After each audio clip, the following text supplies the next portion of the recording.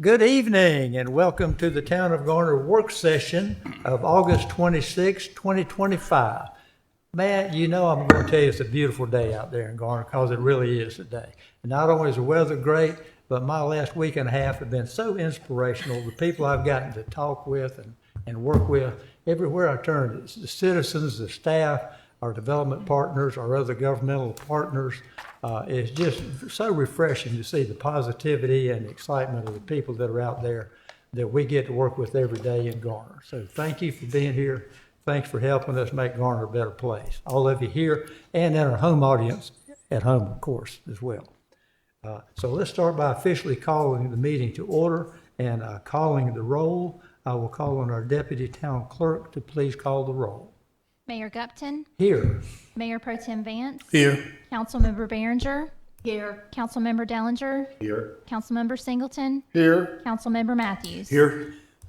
Excellent, thank you. And we will now move along to adoption of the agenda. I will ask our council members for a motion and a second for adoption of our agenda. So moved. Second.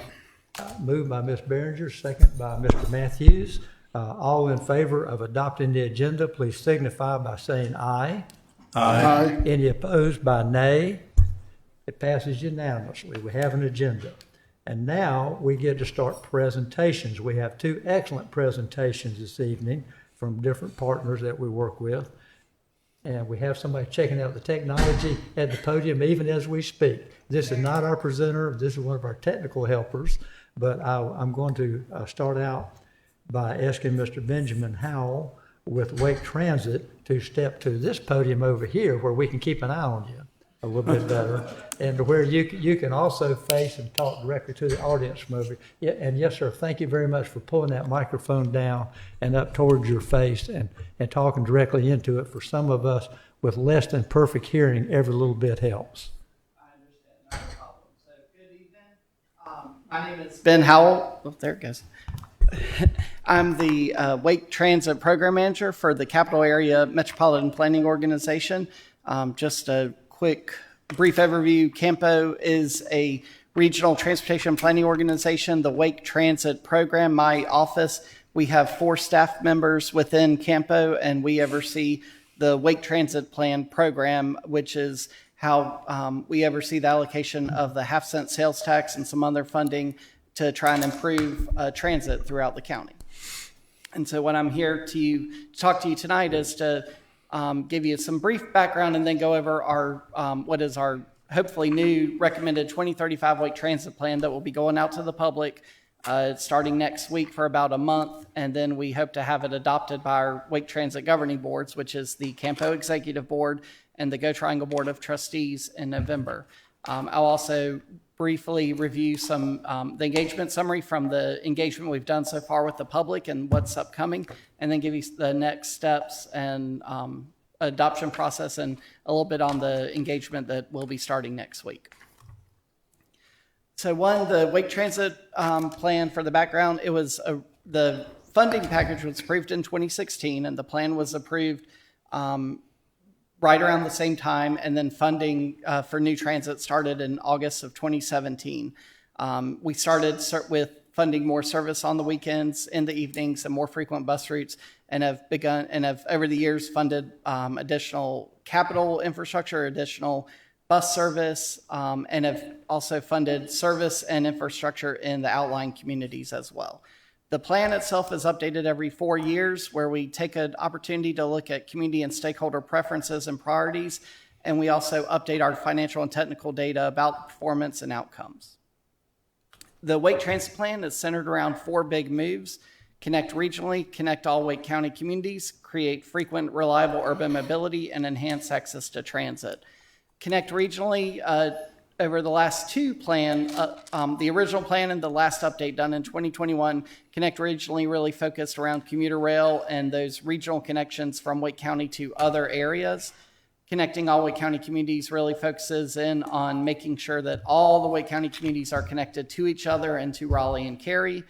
Creating frequent, reliable urban mobility is really focused on expanding our frequent transit network, primarily in Raleigh, but we're hoping to get that out, expanded outside of Raleigh in the next 10 years. And also that's where our bus rapid transit plans lie, which are the currently 4 bus rapid transit corridors that Raleigh is working on. I'll get into more of that in a few minutes. And then we have our enhanced access to transit big move, which is really everything else. It's trying to expand transit throughout the county, building more sidewalks, building more bus stops, improving bus stop amenities, and expanding our county's on-demand transit program. So we released a State of the Plan report in April 2024 showing that our revenues have been consistently strong. Through 2023, we had raised nearly $750 million, and we expect to raise close to another $1 billion over the next 10 years. We've invested over $200 million since 2017. You can see on the screen some things we've invested in. A majority of that has gone to new transit service, as it should. And then we've also have invested in some new vehicles and new rapid transit corridors, which of course are those bus rapid transit corridors. We expect to spend $350 million that's already programmed for spending in the next few years. Again, focusing in on those bus rapid transit corridors in Raleigh, funding Go Raleigh, Go Wake Access joint ADA maintenance facility and call center that should be going under construction here later this year. We're also going to be funding a Cary Multimodal Center, which is going to be across the street from the current train station there in Cary. And we've also provided funding for the Russ Bus facility that recently opened in July in downtown Raleigh, right by the train station, providing a great connection between bus and rail. So the 2035 Wake Transit Plan, we started out looking at what we call our composite demand, which is looking at a lot of different factors: demographics, land use, growth, economics, jobs, and really putting all that together and trying to figure out where the demand is for transit. So as you can see on the left side of the screen is a 2020 map showing, and the darker the orange colors is a more transit demand. And then it's on the right side of the screen, it's a 2040 map, and you can see how that demand grows and where we're really starting to now show some corridors that are demanding more transit support. We also looked at land use and development patterns. This is an example from the Wake County land use plan that was recently adopted, really looking, using some of their development framework, and also we got development information from all the communities to try and get an idea of where development's occurring and if there are some areas outside of the core Raleigh, Cary areas and the core corridors that are asking for transit. As part of the plan, we developed a market analysis where we developed community profiles for every community. And you can see here some of the key findings from the community profiles. And then we went through each community, and we have several pages on every community. So we have an overview page. So I've shown here Garner's, where we talk about the existing transit that's there and some of the background of the community. We provide some key statistics that generally help us get an idea of transit propensity. So looking at the population density as compared to overall Wake County, looking at your employment density compared to Wake County, percentage of zero vehicle households compared to Wake County, and the median household income compared to the county. We also looked at the race and ethnicity, age groups, and then the population employment growth from 2016 to 2022. And then we also looked at the development again, knowing that transit oftentimes will follow some of the development, and we want to see the patterns in the communities to help guide, and we use that to help guide the development of this 2035 plan. So moving into the 2035 plan itself, again, we have our 4 big moves. Those are not changing. These have now been, the 4 big moves have been in place since 2017. What we are changing is some of our proposed investments within those big moves. So connect the region. We are moving away from the commuter rail and instead are looking at investing in existing, what we call regional rail, so which is really the existing Amtrak primarily service that's around, as well as some of the planned new service that NCDOT is working on. Still working on connecting all Wake County communities, with the goal of connecting every town to Cary, Raleigh, and RTP. as well as expanding that local and regional transit options to provide all-day service in as many of the communities as possible. One of the things we also introduced with this plan was what we call our community transportation hubs, and we are funding 5 of those for the communities in Wake County, again focusing on those 11 outlying communities outside of Raleigh and Cary, and we'll do some additional planning work over the next year or two to determine where those hubs will go, which communities will get those. We also are continuing move forward momentum on our Create Frequent Reliable Urban Mobility, continuing to build out our BRT network, continuing to expand our frequent bus network.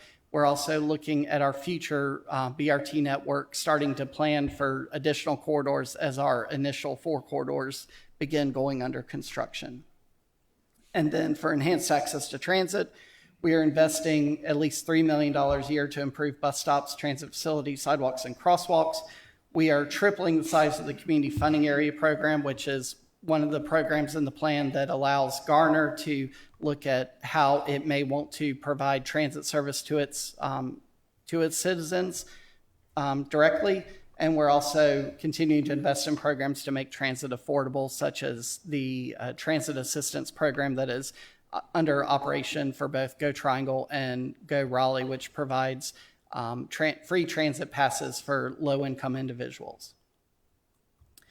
So as I said, we're over the next 10 years, we're expecting, including the funding that we're expecting to raise and the funding that's already in the program and that has been saved up, we're expecting to spend roughly $3 billion over the next 10 years on transit.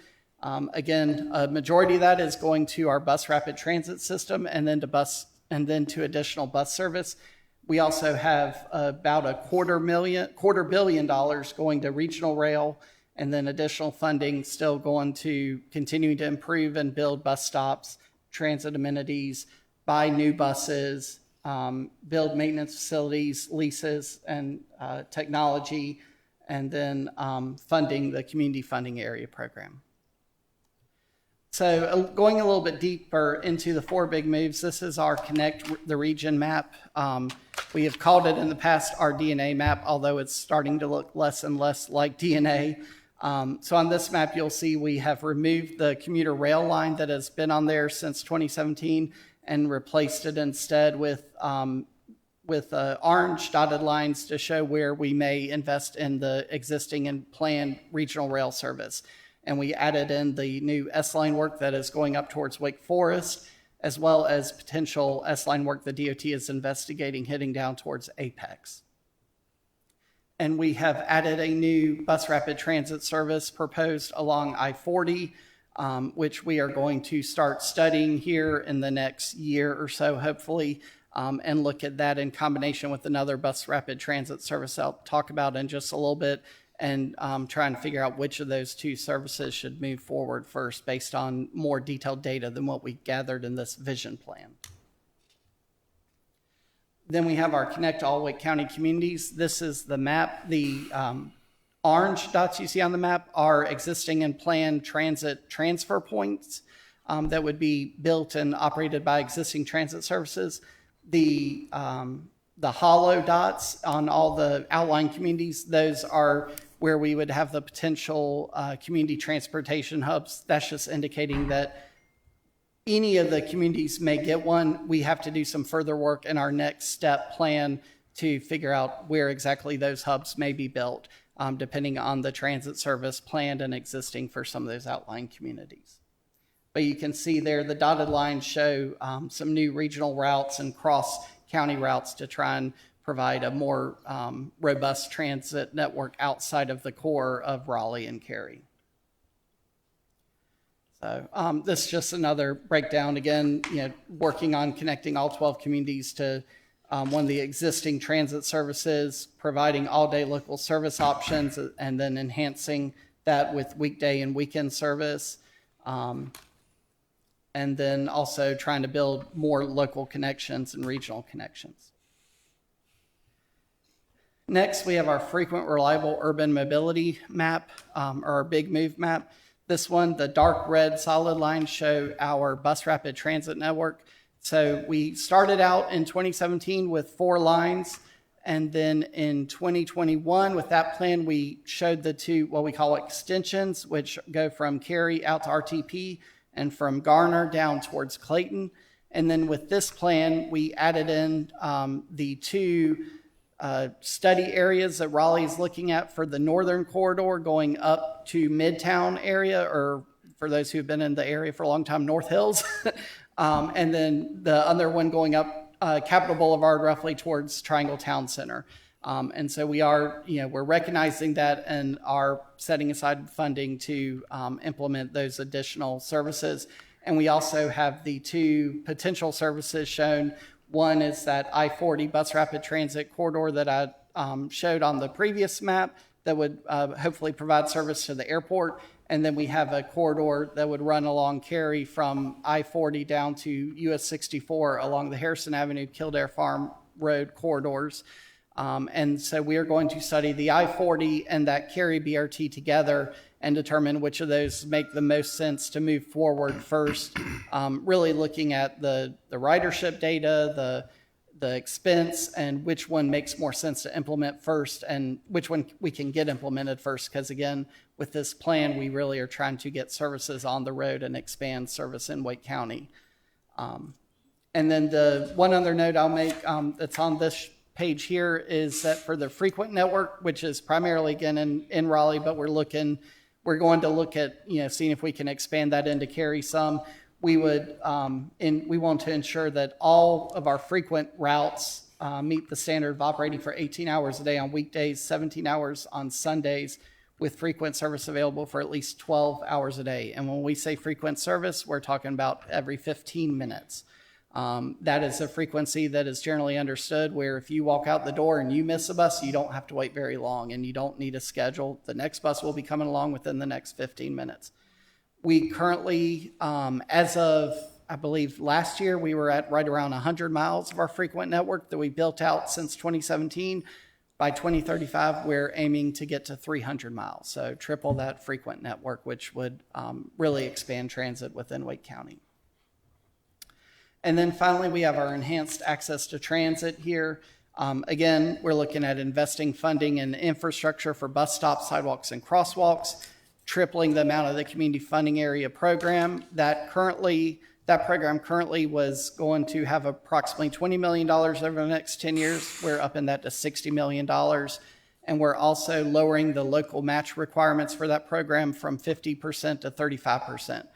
The community funding area program, since the inception, has always required local funds. So if a community such as Garner wanted to do some sort of local transit service, they had to put up 50% of the funds in order to get Wake Transit funds to implement a transit service. Starting with fiscal year 2027, that will be dropped down to 35%. So it'll be a lower barrier of entry and a lower cost to local communities to implement transit that works for their community. And that's really the purpose of the community funding areas. We want to give you as much flexibility as we can to come up with some sort of transit service that works in your community. We currently fund a couple of different microtransit services. We fund a fixed route circulator down in Apex, and we're actually getting ready to fund a new microtransit service in Holly Springs starting this coming year too. So I believe, Garner, you hopefully are next coming in soon. So again, just looking at a couple of major changes. We're, again, moving away from that commuter rail ideal of building a new dedicated rail transit system and moving to investing in regional rail to try and make the existing and planned Amtrak services quicker, more reliable, so that while it's never going to, that rail service will never be commuter rail or transit, it'll get pretty close. And we can invest some funding from Wake County to try and make those trips, at least in Wake County, more reliable, where it's for those that are traveling longer distances, such as maybe from Garner out to RTP or Garner out to Durham. They could actually use Amtrak potentially as a transit opportunity. We're expanding our BRT network. Again, the 4 BRT core serves, what we call our core corridors, our 2 extensions, and then studying the 2 new corridors with the goal of implementing at least one of those within the next 10 years. as well as we get a little bit further on in this 10-year period, we will start studying and planning for additional BRT corridors. We have funding set aside in the plan to study, I believe it's 5 to 6 new corridors that would be in addition to those that are on the screen. And then again, expanding the community funding area program, hopefully lowering that barrier of entry and making it more useful for some of our outlying communities. One of the things we like to do with the plan is measure our success, and we have some metrics for that. One of the metrics that we've had since the beginning is this access to transit metric. We are modifying that in this plan to use proximity, or instead of proximity, to use access to transit. We previously had used 3/4 of a mile from a transit route from the corridor itself. We're going to cut that down and look at 1/2 mile from bus stops and access points. And that's really just to look at a more realistic area where people will actually, can easily walk and get onto transit. That obviously lowers our metric, but that gives us a higher goal to move forward and lets us see how our investments really do shape up and make transit easier to use for everyone in Wake County. As you can see here on this screen, this is for number or percentage of residents and jobs within the previous 3/4 mile, previous 3/4 mile of Wake Transit, and then the new metric. So the goals are dropping a little bit, but that's because we also have tighter metrics. And then this one is for frequent transit. Previously, we had a goal of 43% employment access within 3/4 mile frequent transit. We would hit that goal in 2030, so we're trying to move our goal up. We've moved it up to 20 to 52%. We still are thinking that we will end up hitting that goal. We also have some additional documents that we're looking at having adopted through this plan process, and that will be included in the information going out to the public over the next month. We have our Community Funding Area Program Management Plan, which outlines the rules and regulations for the Community Funding Area Program, primarily looking at the application process, how projects are funded, the performance metrics for those processes, for those projects. We have our microtransit guidelines, which is our brand new, trying to create some consistency in service delivery for microtransit. And it also includes some performance metrics. And then we have a prioritization guidance we're putting in place to help us help guide our decisions on what we fund each year as our operating partners bring forth projects to us to fund. And then engagement. So far, we've had 3 engagement phases starting back in May of last year, and we finished up our last phase just this past May. The first phase, we looked at goals and priorities. We had a transit priorities budgeting survey where we got almost 2,000 survey respondents across Wake County. Then we went out in phase 2 over the holiday season and into January, originally we were looking at taking out a couple of different funding scenarios. We changed that as we got some more feedback on from our stakeholders and others on what we were looking to take out, and instead really focused in on 3 questions. One question about the rail investment, seeing if generally the public is understanding and okay with the idea of moving away from commuter rail towards that regional rail investment. We asked them their thoughts on the new bus rapid transit, having that corridor from Raleigh to RTP along I-40, and then whether we should look at investing in people or places first. And really, when we say people or places, we're looking at either existing services and building up our frequent service network, or funding more projects throughout Wake County that may be more infrastructure focused. And we ended up with about 50-50 on that. So we tried to really have a balance of funding the frequent service and infrastructure in this plan. And then finally, in our last phase, we took out our proposed 10-year investment strategy, which really underlies the plan. And that's what I just went through, and asked for feedback from the public, and generally received feedback that the public is generally in agreement with our proposed investment strategy. So again, we had phase 1 and phase 2, both provided insights into preferences and priorities. Sorry. This was a previous presentation that didn't get, I thought it was cut down a little bit more.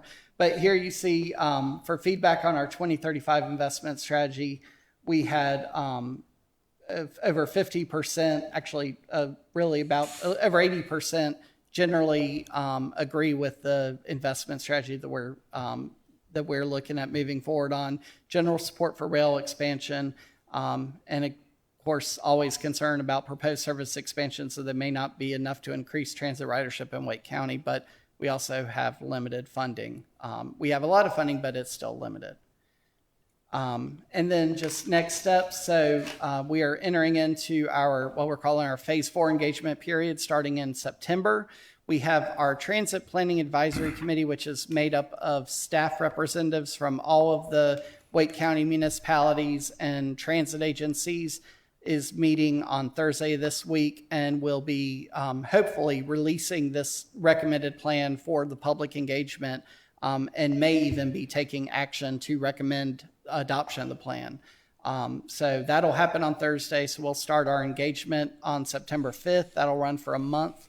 On September 17th, we'll have a public hearing, a joint public hearing at our Campo Executive Board meeting. Campo meets at its offices over in Cary in the Fenton development. The Go Triangle Board of Trustees will be joining us for that. They are the other governing board for Wake Transit. And then hopefully in November, both boards will be adopting the plan so that we can begin implementation. And with that, we have a website there on the bottom, publicinput.com/Wake Transit 2035. As we get all of our materials finalized, we will be providing them to your staff to help us get the word out to your citizens and everyone else around Wake County, to provide, final, what we hope, final input on the recommended plan before we go to adoption. And one other note I'll make, so one of the next steps, once this plan is adopted, we will begin working on what we call our bus plan, which is the implementation element of this plan focused just on bus service.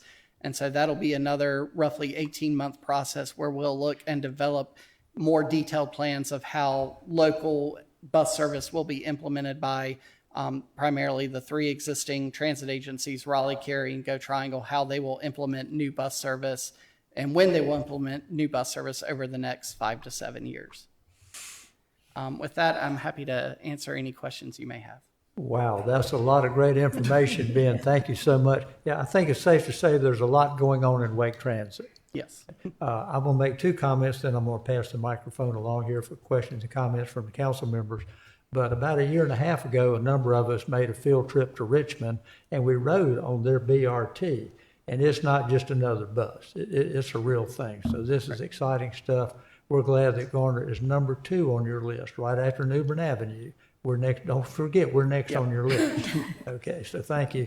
And number 2, in the short time that I've been in the mayor's situation here, I can look around and see there's a noticeable increase in the number of bus shelters out here, and we greatly appreciate that. That's a great service to our citizens. We really appreciate it. And with that, I'm going to start with our own Mr. Transportation, our designated member of Campo, a longtime transportation expert, Mr. Elmo Vance, for comments or questions, and then we'll pass it along. Well, thank you, Mr. Howell, for that very detailed and depth review of the transit program within Wake County. And narrowing it down to Garner, looking at Garner specifically, we know that we completed a transit study and a preferred alternative was selected for BRT. That was some years ago. Can you tell us where we are in that process? Yeah, so there's two BRT services that are in the plan for Garner. One is the Southern Corridor that Mayor Gupton mentioned. That one we're expecting, Raleigh's working on that one. They're expecting to finish design on that this year and go under construction on that either sometime next year or sometime next year. They have I believe it's over $85 million of federal funding already allocated for the project, as well as Wake Transit has significant funding allocated for the project. So really my understanding from them is that once they get all of New Bern under construction, they'll really focus on Southern, getting that design completed and then moving that forwards for construction.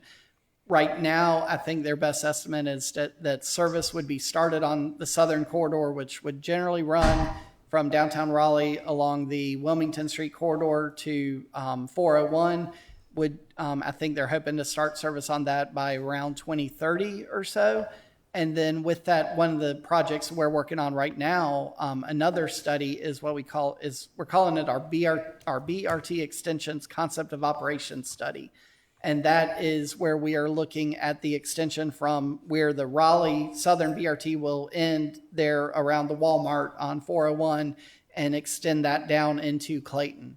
And so we are starting that study now. That will, once we finish that study, which should be done by around June of next year, we will then have enough information that whoever the project sponsor is, whether it's Raleigh or another agency, would then be able to move forward and begin working on engineering design for that corridor, which has funding from NCDOT and the State Transportation Improvement Program. And again, we expect that corridor, that extension work, which would come through Garner, likely along Business 70, but would come through Garner, that construction work hopefully would start towards sometime near 2030, and then we would hopefully be able to have service on that corridor shortly after the Southern BRT begins service. Okay, two more questions. The next question is that I heard that designs are already going forward. Raleigh's doing that, and that construction is possibly sometimes next year. Typically, there's a schedule that's provided. Is there any way that we could get more clear when that construction let date is going to currently proposed?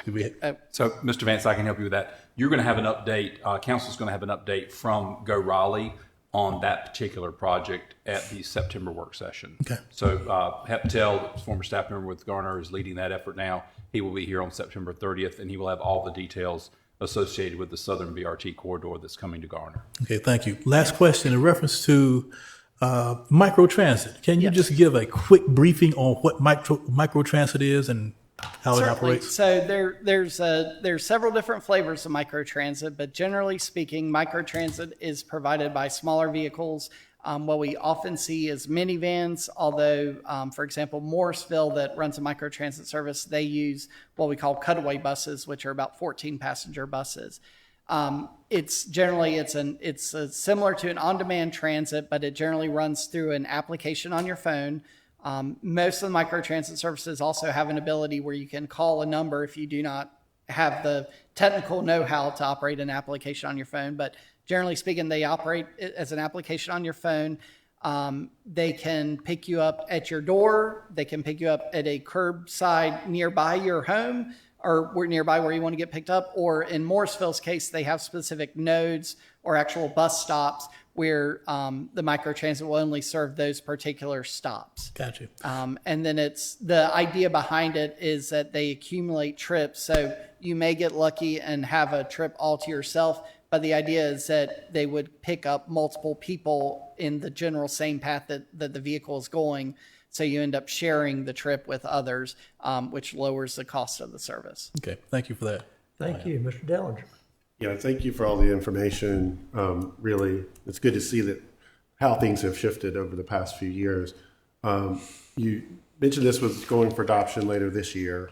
You also made mention of some kind of intermittent reviews or updates that happen, and I was kind of noticing, some of the numbers you have for Garner are like 2022 numbers or 30,000. We've got 40,000. What's sort of the cadence of those updates and in updating some of the demographic and population information, and how does that fit into the plan? Yeah, so unfortunately, when we started the market analysis part of this project, it was over a year ago. And at that time, the best data that gave us all the different pieces that we really needed was the census. And so that's why all of the data for all the communities is a little bit old, but it does show us generally the communities are growing and gives us an idea of how much they're growing. So again, as we get closer in about 3 years or so, 3 to 4 years, we'll start the update for the next update to the plan. And at that point, we'll look at updated demographics at that point. And so I mentioned it because we've added 12,000 some people, and we have that BRT terminus there at the Walmart. And the 401 corridor is really exploding, and there'll probably be 6,000 to 10,000 residents in that corridor, maybe now, or at least in the next couple of years. And so, how kind of dovetails my other question, which is, what type of level of investment are you seeing from similar-sized communities in either microtransit or their own loops? So, like Apex, Mooresville, Holly Springs. What is their level of investment looking like?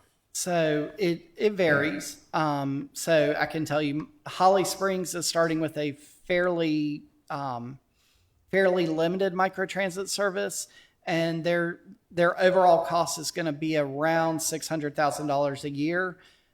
Wake Forest has a substantial microtransit service. They used to have 2 circulator routes, both running the same area, just running in different directions. They replaced those with microtransit, and they are spending almost $2 million a year.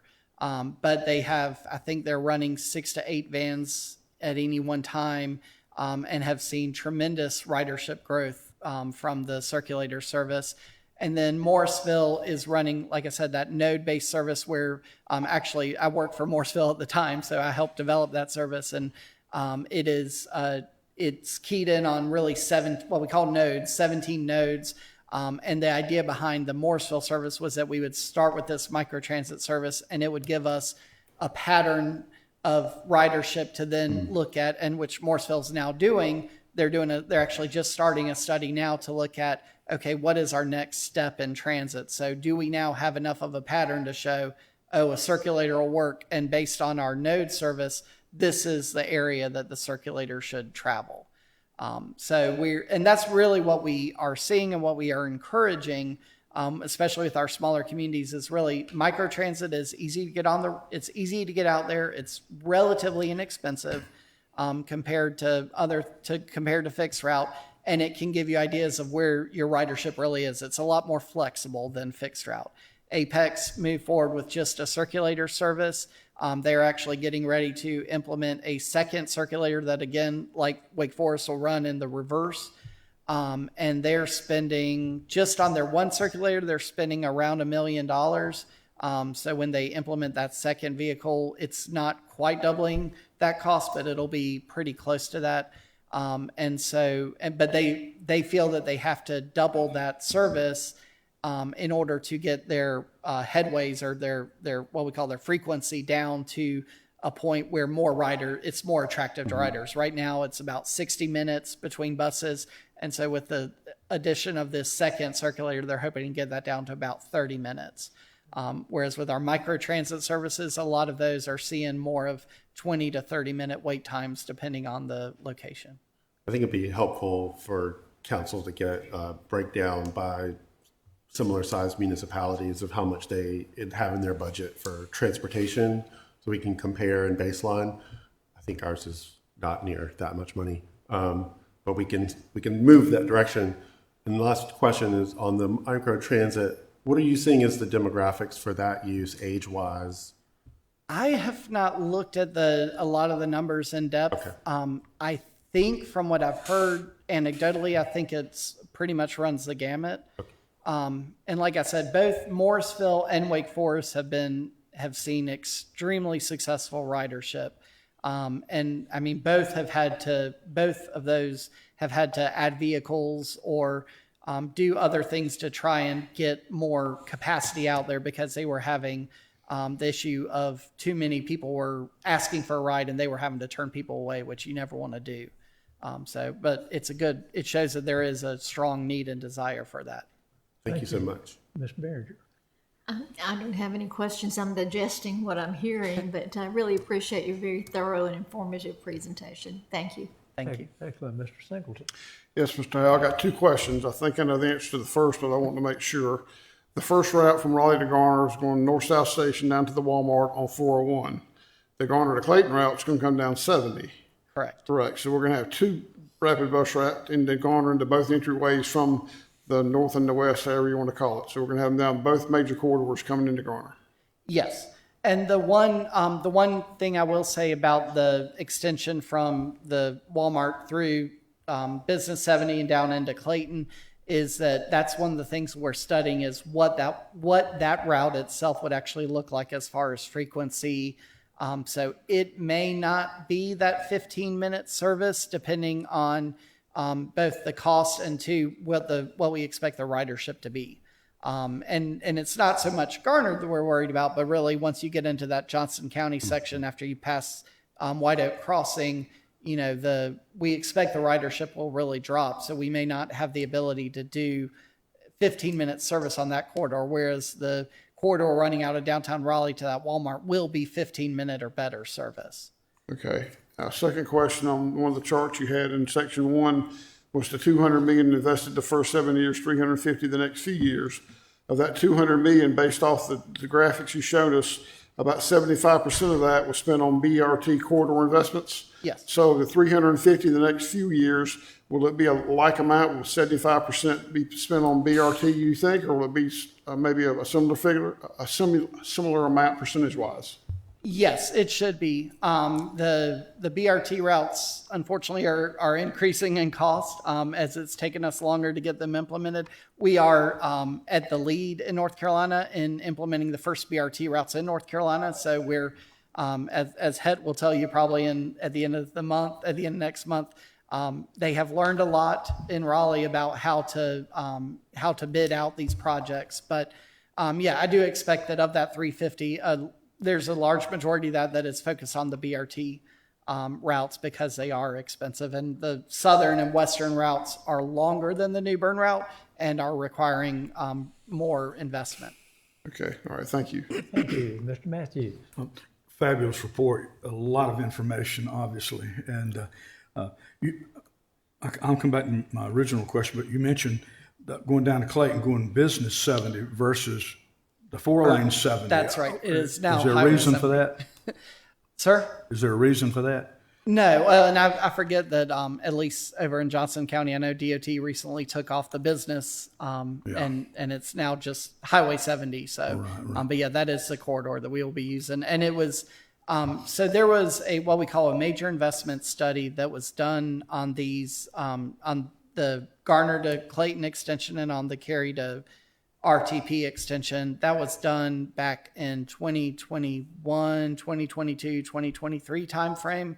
And that study was where they looked at the alignments, and that's where they decided that from Garner to Clayton, really 70 makes the most sense to use. And my other question for you, we recently had the pleasure of doing the grand opening of our VA clinic just a couple of miles south of Garner, but they're closing 2 of the smaller clinics up in Raleigh. So many of the veterans don't drive, and I was thinking about this, and I've had some other people comment to me on this, that what's the possibility when that on Timber Drive, the bus goes through there going out to White Oak, if they shot down 50 and did a loop through the VA to deliver and or pick up, or is there a way that could be facilitated, because it would serve really veterans from Raleigh as well as Clayton, Garner, and all around?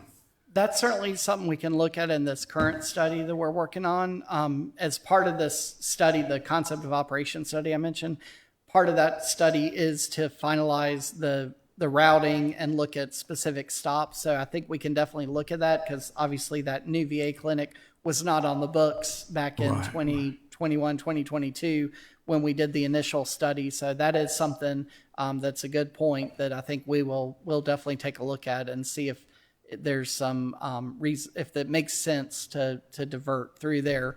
Otherwise, I've already had some conversations with some of your staff about, and with Raleigh staff about some opportunities for getting additional bus service to serve that VA facility. So I know it's on several folks' radars.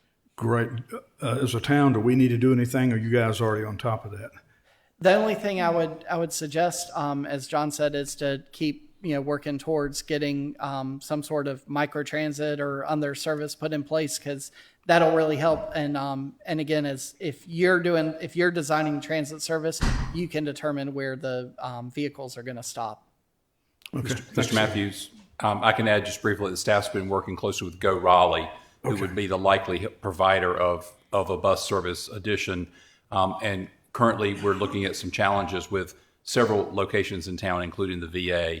And so that's one of the reasons that we're doing some early exploration around microtransit and some of the other solutions. So I think later this fall, as we start talking about capital improvement plan needs, you'll hear us talk some more about some of the options we've been looking at. Okay, thank you.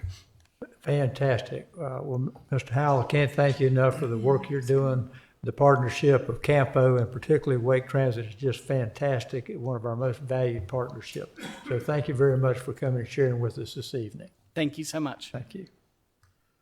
And next on our presentation, just to tell you, this guy's title says a whole lot and about very exciting things coming along.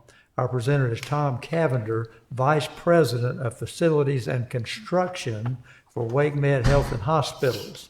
And we know we're all excited about the Wake Med expansion into the Garner area. And here's Mr. Cavender to give us the details. Mayor, thank you. Council members, thank you for inviting us, and especially to Jody and John for having us bring this exciting project to you. I know it's been several years since we had you guys have seen some things in the newspaper about our particular project. We're not as much detail as the guy from Transit. I can guarantee you I have lots of great pictures, not a lot of finite statistics. But I will tell you a very, very exciting time that Wake Med is right now in formulating our planning process for the Garner Whole Health Campus. Let me start off by saying back in 2022, Wake Med applied to the NC Department of Health Service Regulation and their CON's Certificate of Need section for a 45-bed acute care hospital for Garner, as well as a 150-bed mental health and well-being hospital that we had initially targeted for the Knightdale market. We received those approvals in February of 2023. We got the approval for the mental health and well-being facility in February, and then we got the approval for the acute care facility likely in September, since it went through an appeal process with some competitors locally. Wake Med made a strategic decision that's essentially said, we need to take care of the entire body, the mind and the spirit. So we elected to transfer that facility that we had targeted for Knightdale and wanted to locate it in Garner and merge those two facilities together. And with our success so far, we feel this is the very first whole health campus that will be in the southeast of the United States when we get done. So this is a once-in-a-lifetime situation for us. It's a legacy project for Garner, and we're happy to be our partner with Garner on this particular project. I wanted to go through some of our mission and guiding principles. This is what we live by as an organization. First thing, and you'll see this when you'll see some of the renderings, the quality experience. We really rank the patient, staff, and visitor experience as our #1 priority. And if you look at the top left of the screen, that's the top of our strategic pyramid. All decisions we make are based on the patient experience. We also obviously have to look at efficiency. How do we do things better? How do we lower our cost? But how do we maintain high quality with everything we do? We're all about patient safety, innovation, and education. I think this whole health concept is something that really resonates with the innovation side because it's never been done before. And as we link caring for the mind, at the same time we're caring for the body, at the same time we're caring for the spirit, that's something that we are always having our opening up our minds on how do we take care of patients better and have their experience with us much better. And you can see this campus that we are developing with it one of a kind is starting to formulate those unification of those three elements. Financial stewardship, obviously we need to do something that is sustainable for the organization. It's sustainable for the communities that we serve, and it has to be flexible in how do we adopt the delivery of care.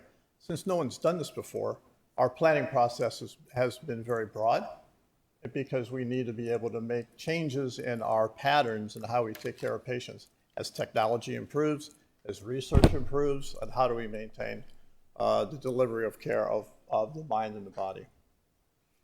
And so the project overview is what I came here tonight, and we are currently in what we call the end of our schematic design phase. And with that schematic design phase, we have outlined what the projects are, how do we get a layout on the site plan, and how do we start working with the Town of Garner staff to be able to bring this to reality. Now, the first, a little bit of the project itself, the acute care side of the project, as I mentioned, was a 45-bed hospital. It's a emergency department that is double the size of our current emergency department that's on US 70.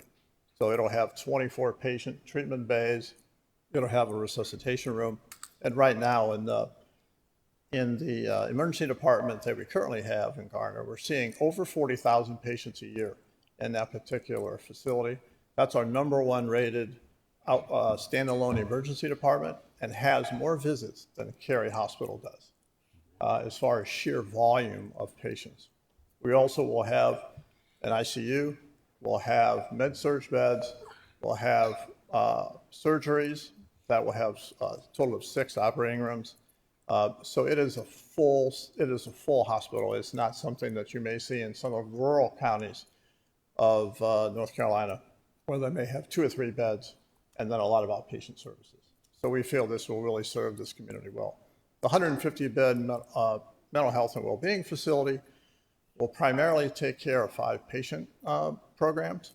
That'll be adolescents, which is 12, from ages 12 to 18.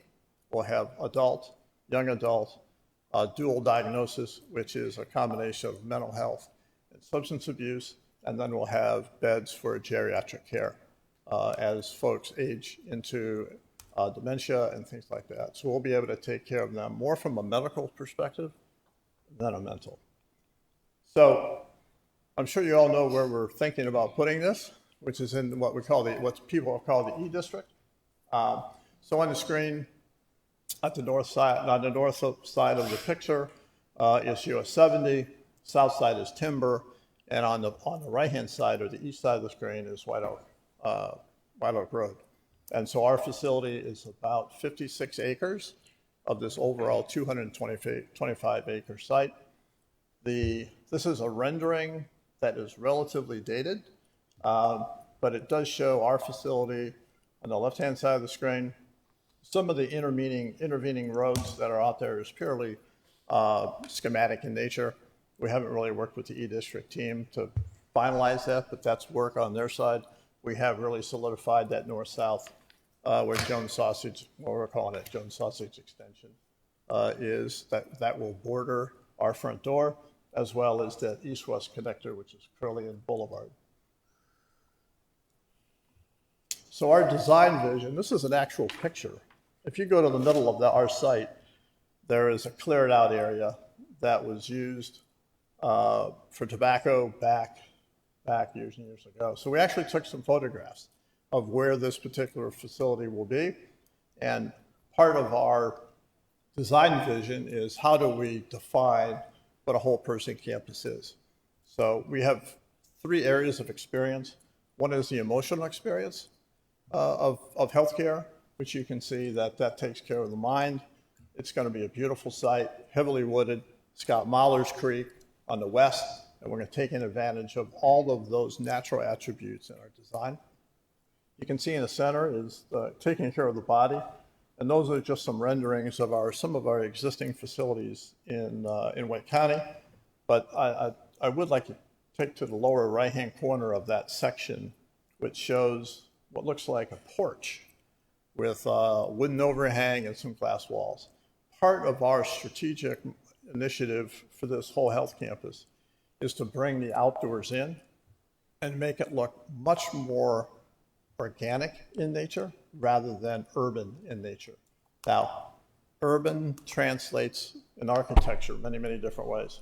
But you'll see how we will try and bring the outside to the inside, so the outdoors into the care team stations.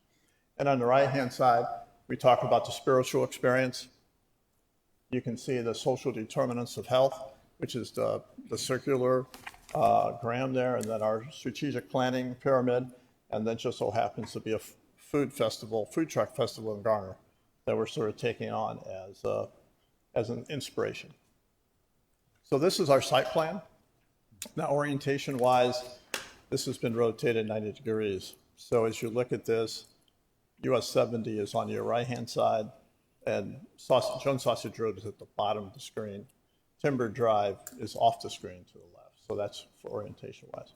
But you can see our mission is to try and create this facility that is almost 100% in the woods. One of the things about the delivery of mental health and well-being care is to be able to provide privacy, but also at the same time provide that external experience. And that also applies to folks that are recovering from some sort of acute care illness. And you can see we've tried to work through some passive areas, which is the green, which is, again, it's Miller's Creek. It's very pedestrian, walking paths, things of that nature, but as well as the active side. Because with an emergency department, that is a very active area, very busy, and so we're trying to blend those two functions together on the same campus. So we sort of called it hospital in the woods. So this is our site plan that we are currently working with. And again, Jones Sausage is at the bottom of the screen. You can see it is sort of a contorted shape.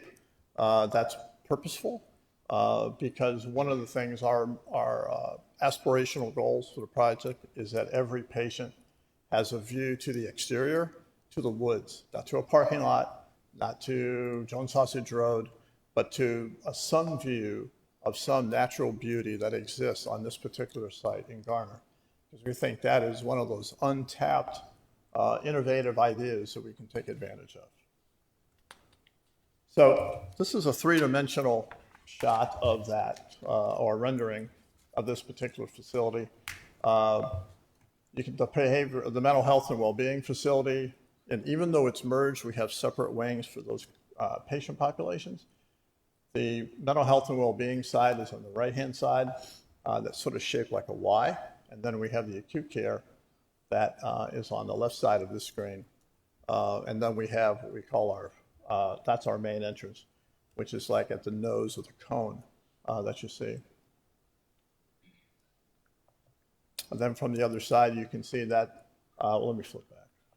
On the left side, the lower left side is where our ambulatory entrance will be for the emergency department. That'll be facing Jones Sausage Road. And then the back side of that is where it's shown here, is our essentially where EMS and our emergency vehicles will be. It also shows how we're trying to modify and conceal our back of house operations. As you know, every building has got a side that is service oriented.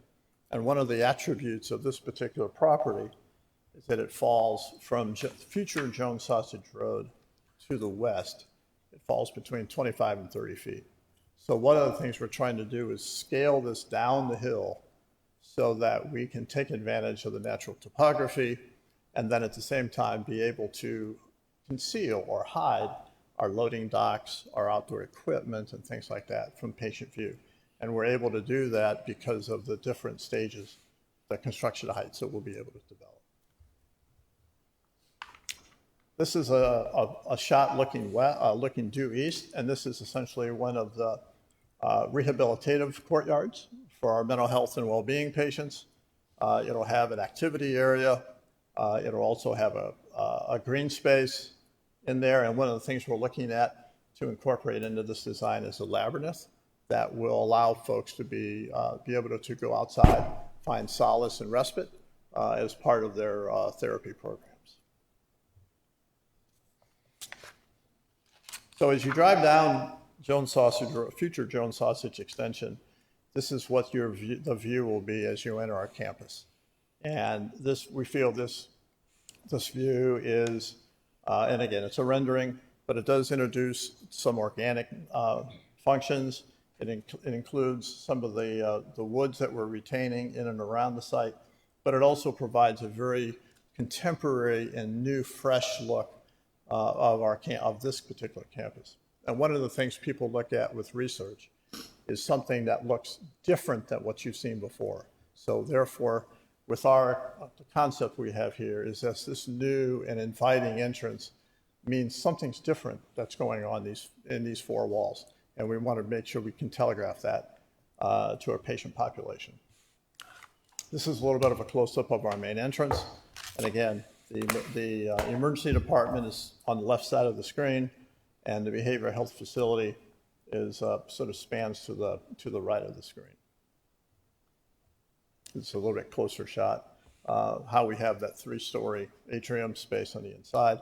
And again, bringing fresh air, daylight into the internal spaces, which research has shown shortens the length of stay for patients and lets them go home quicker and in a much better frame of mind, both mentally and physically. This is an elevation photo of our ambulance or ambulatory entrance to our emergency department.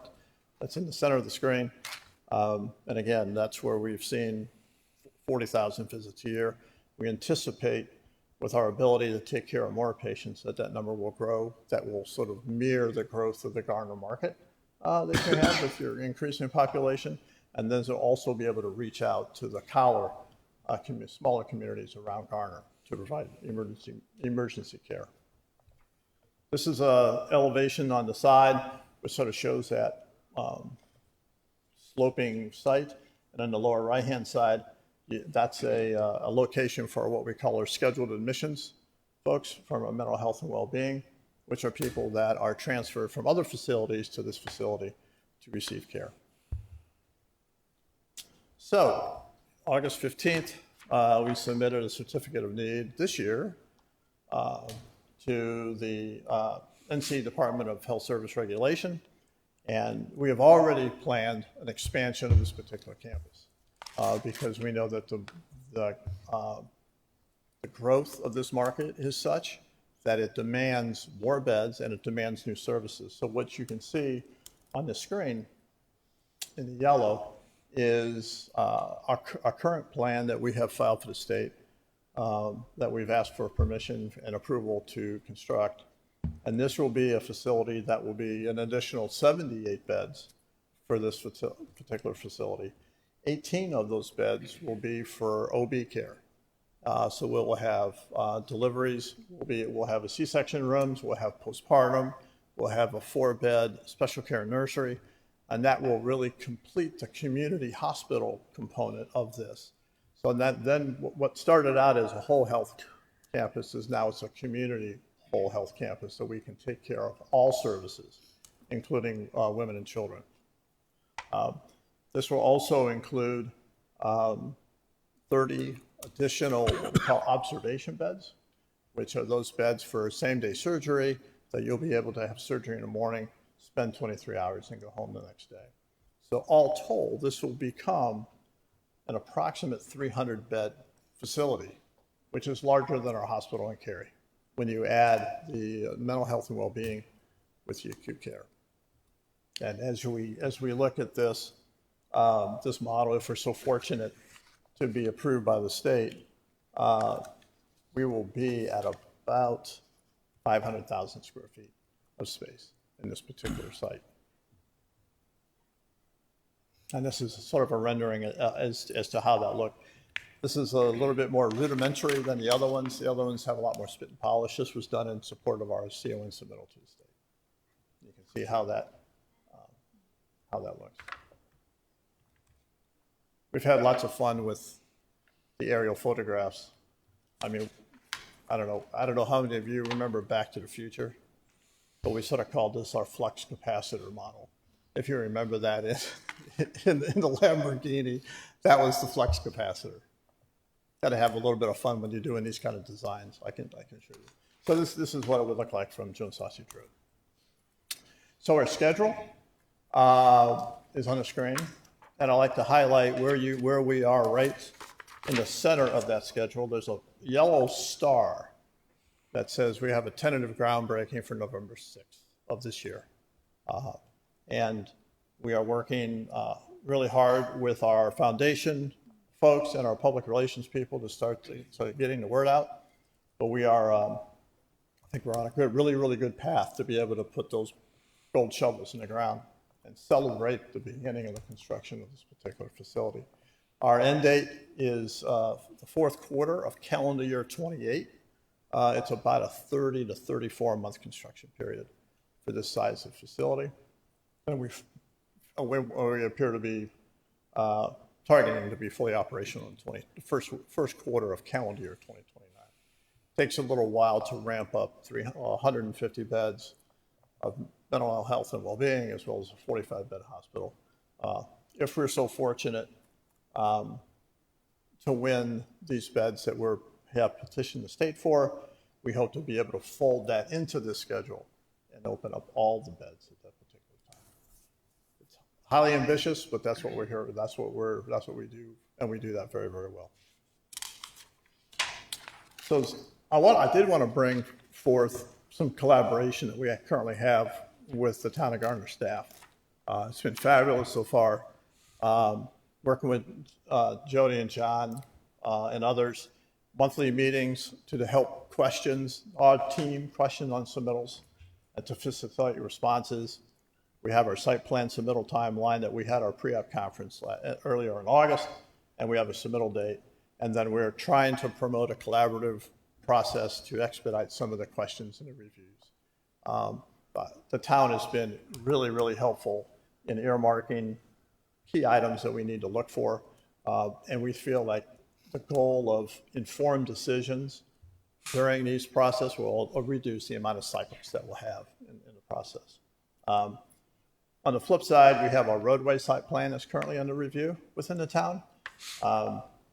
And we hope to have approval by the 11/6, which just so happens to tie to that groundbreaking ceremony. And we're still working with NC.DOT recommendations on the Jones Sausage extension, as well as creating that connection from Jones Sausage north to US 70. That is a really critical piece, and we're working really hard with NC.DOT on that right now.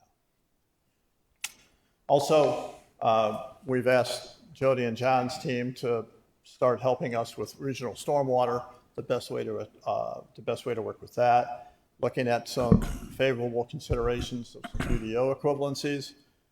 This is one of those unique facilities that we feel the UDO may not perfectly match.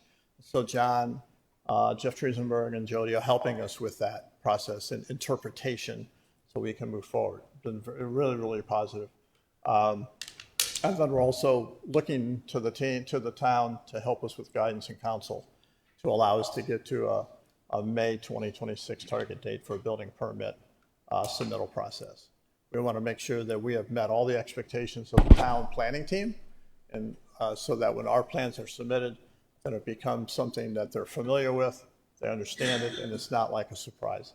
We know that the town likely hasn't had in their history a facility of this nature. So it's our job to help guide and counsel and train and educate the plan review team so that they can understand the medical side of these kind of projects. And then again, whenever it's viable, we're willing to partner with the town to try and get funding countywide, statewide, or federal to help with some of the infrastructure and things like that. So we're willing to roll up our sleeves, work on programming, work on grants, work on whatever we can to help offset some of these costs, because we know it's a heavy lift. And with that, I'll take any questions. Wow. That's it. Why? That was. Wow. Exciting stuff. I said there was a lot of pictures. Yeah. If I'm ever in the hospital, I hope it's there. I hope it's that far in the future before I get it. Very exciting stuff. I'll start with our council members to ask a question or so as we go each. And this time we'll start with Mr. Matthews. Thank you, Mr. Mayor. For you Andy Griffith fans out there, and where's the Barney? This is big. And so we're excited about it. We had a presentation in here. I'm still trying to figure. You said I'd given you an $80,000 check to help defray some costs, and it didn't clear the bank, so I need to get that worked out with you.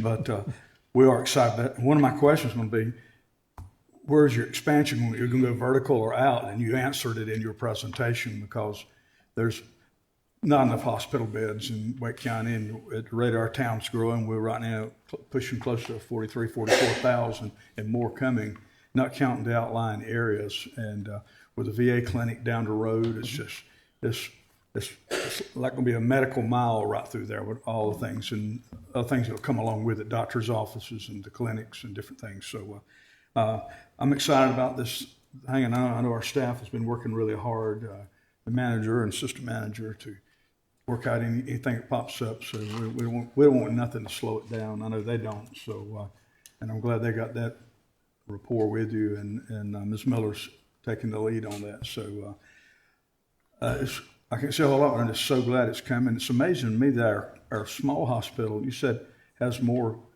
calls or services than the Cherry Hospital itself. Yeah, the number of emergency department visits at our healthplex across from Tractor Supply, I think it is. No, is it Tractor Supply?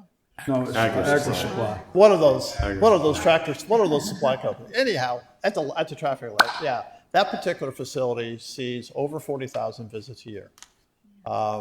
And that is predominantly, if you look at the demographic of our patient origins, it's almost 65% Garner zip codes, and then peripheral zip codes to the southeast and to the east. And so we feel that with the growth, if you look at the number of rooftops under construction, the number of building permits for communities, we feel this is a really fantastic opportunity for Wake Med, a growth area. And we're very proud to say that we have Garner as one of our highest market shares within the three hospitals, the hospitals that are serving Wake County. We're very proud to say that we have lots of people who are very loyal to Wake Med over the years. Well, thank you. It's a great presentation. Looking forward to it. Mr. Mayor. Thank you, Mr. Singleton. Yes, thank you, Mr. Cavender. And when you think about the Garner ER, have most of your visits excluding the main campus, but think how close the Garner ER is to the main campus. Because, I mean, you take the back way, get to Sunnybrook, you're there in no time. That's a lot of patients in that area. Considering we're not maybe as densely populated as some other parts of the county. Question in regards to the building that you showed us. It looks like most of this is a 4-story. Most of these, both sides are 4 stories. Looks like 4-story buildings. I know all the HVAC utilities are up top, and that's screening. But it looks like both of these are 4-story buildings, and the expansion, I'm assuming, will be the same to match. Is that correct? That's correct, yes. Okay, so they'll all be 4-story buildings all the way around. Okay, all right. Thank you very much. One of the significance of that is if we go over 75 feet from ground to the last elevated living floor, we get into what's called a high-rise condition, which means a whole nother set of building codes, a whole nother litany of costs. So we really like to keep that down below that 75-foot level, which is, we feel we can accommodate all the beds we need horizontally. And as you noticed, if we're so fortunate to get the expansion that we just filed for in August, and let's say it gets appealed and is held up in a court system for a long time, we can continue to build the chassis of the original hospital and then build that horizontal expansion. If we went vertical, then that would be really disruptive to the care that's being delivered on the floors below. Right, yes, sir. Okay, thank you very much. Thank you, Ms. Behringer. Yeah. Oh, what I'm going to say may be a bit of a stretch, but I'm sure you'll understand that. With this hospital located in Garner, people, if they can get to a facility in a reasonable amount of time, they don't take as many risks as they would otherwise in not taking care of themselves. So we're going to have a better standard of health and quality of life just because the hospital is there. And that's one of many attributes, but we're happy to see that. Thank you. Thank you, Mr. Dellinger. Yeah, thanks for the information. It's a once in a lifetime opportunity and project. Kind of a tongue-in-cheek question for you. You seem to be alleging that the preservation and immediate access to the natural environment contributes significantly to people's physical, mental, and spiritual well-being. Is this based in science and facts, or is this just good marketing? No, it's based in science. Wow. If you look at statistics on average length of stay, a patient who is exposed to sunlight can then accommodate their circadian rhythms and can understand when it's time to sleep and when it's time to stay awake. And then body naturally heals quicker that way. So there is lots of research information on this. And in fact, our head of our psychiatry group that is helping us design this space is working with a group in the park to start doing actual bona fide research on physical stimuli to the environment in the healing process once we open this. So it's going to be a very opportunistic way to do some clear, really good medical research that will further that, especially with the mind and the bodies type situation. Is a short follow-up. How much should a community pay attention to preserving the natural environment just for everyday well-being? If you look at our particular, if I can speak about our campuses, the campuses that we have constructed over the last 20 years have really been sensitive to those patient views, to those floor-to-ceiling windows, to be able to have that exterior view. And we have endorsed that as part of our design principles. The challenge we have with this project is many. One, the topography is a little bit of a challenge, but we're really pushing the envelope to limit the amount of what we call disturbed acreage as we build. So we're going to be requiring the contractors to not go in like you see in some home builders, tract homes, where they clear cut a site and come back with trees that aren't really functionally good until 5-10 years from now. So we're going to be carving this out of the woods that currently exist. And I think once you see us start doing some site work, you'll see the success that we'll have. We're very excited about having, I would say, 60 to 70% of our patient windows opening on the west to overlooking Mahler's Creek. That is fabulous. If you ever walk down and walk through up Mahler's Creek to the north, it's absolutely beautiful down there. It's got a running stream. We got small little waterfalls down there. Now, Tropical Storm Chantal looked like a roaring river, but in generally speaking, that's just a beautiful area. So that's why we're trying to work with some walking paths, because it helps our staff if they can get out, take a walk at lunchtime, and things of that nature. So we're really taking advantage of topography to our advantage. Appreciate that very much. Thank you. Very interesting. Mr. Vance. Yes, sir. Thank you very much. It was a very detailed briefing, exciting one, a very ambitious project, as you well know. And some time ago, we were looking at groundbreaking being a little sooner than this, and now we're here, which is fine, and a lot of moving parts and a lot of things to get done. And on your critical path for reaching the groundbreaking, do you see any showstoppers before, or do you see us having a smooth entry into groundbreaking sometime in November? Right now, I think I've committed internally to our leadership team that we're going to make this happen. We're going to make the groundbreak happen. I will say that one of the hurdles, which is nobody's fault by any means, is we have to blaze a trail to get to this particular site. It's not really easily accessible, I should say. So our ambitions for it may not be actually where the building will go, but it'll be pretty close. So that, I mean, that's, in a perfect world, we would have a pathway cut all the way to the west end of the property. That's just not going to happen. It's not reasonable for us to do that. Gotcha. And safely take people back into that. You know, this is a 56 acres of 225 acres, which is unspoiled. And so it's we're very content with what we're having planned. Gotcha. And with that being said, with the possible adjustment with the current, with the future, with the eventual site plan, do you foresee any possible adjustments to the rendering that you provided to us, or do you think that's pretty much it? I would say that's pretty much it. Now there are, and as I said earlier, there are some discussions and concessions that we're working with Jody and John and Jeff Trusenberg on that you may participate in at some point. But we are looking at trying to meet every part of the UDO that we can. So I don't think there's any major changes. If there will be, they'll be very subtle to those renderings. Okay. All right. Thank you very much. Thank you. Well, this has been a fantastic presentation. I'm sure a lot of this was new to a lot of our citizens here. I had not seen some of the renderings. Very exciting stuff. The whole concept is just fabulous. Can't thank you enough. We look forward to seeing you on November 6th. But if in the meantime we can help in any way, please let us know. We will. We make sure you have shovels for all y'all. Okay, thanks very much. All right. Thank you very much. Have a good evening. Thank you. Wow, boy, talking about a couple of dramatic presentations, we just saw them. Now we're moving along to Part E of our agenda, which is discussion items. The first one concerns the affordable housing follow-up and next steps.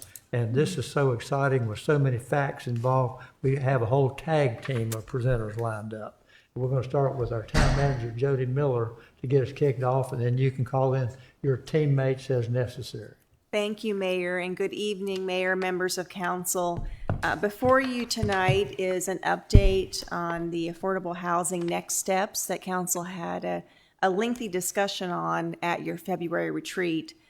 In addition to a follow-up to those next steps, as council is aware, we've been working on a housing inventory project of housing, and more specifically affordable housing in the town of Garner.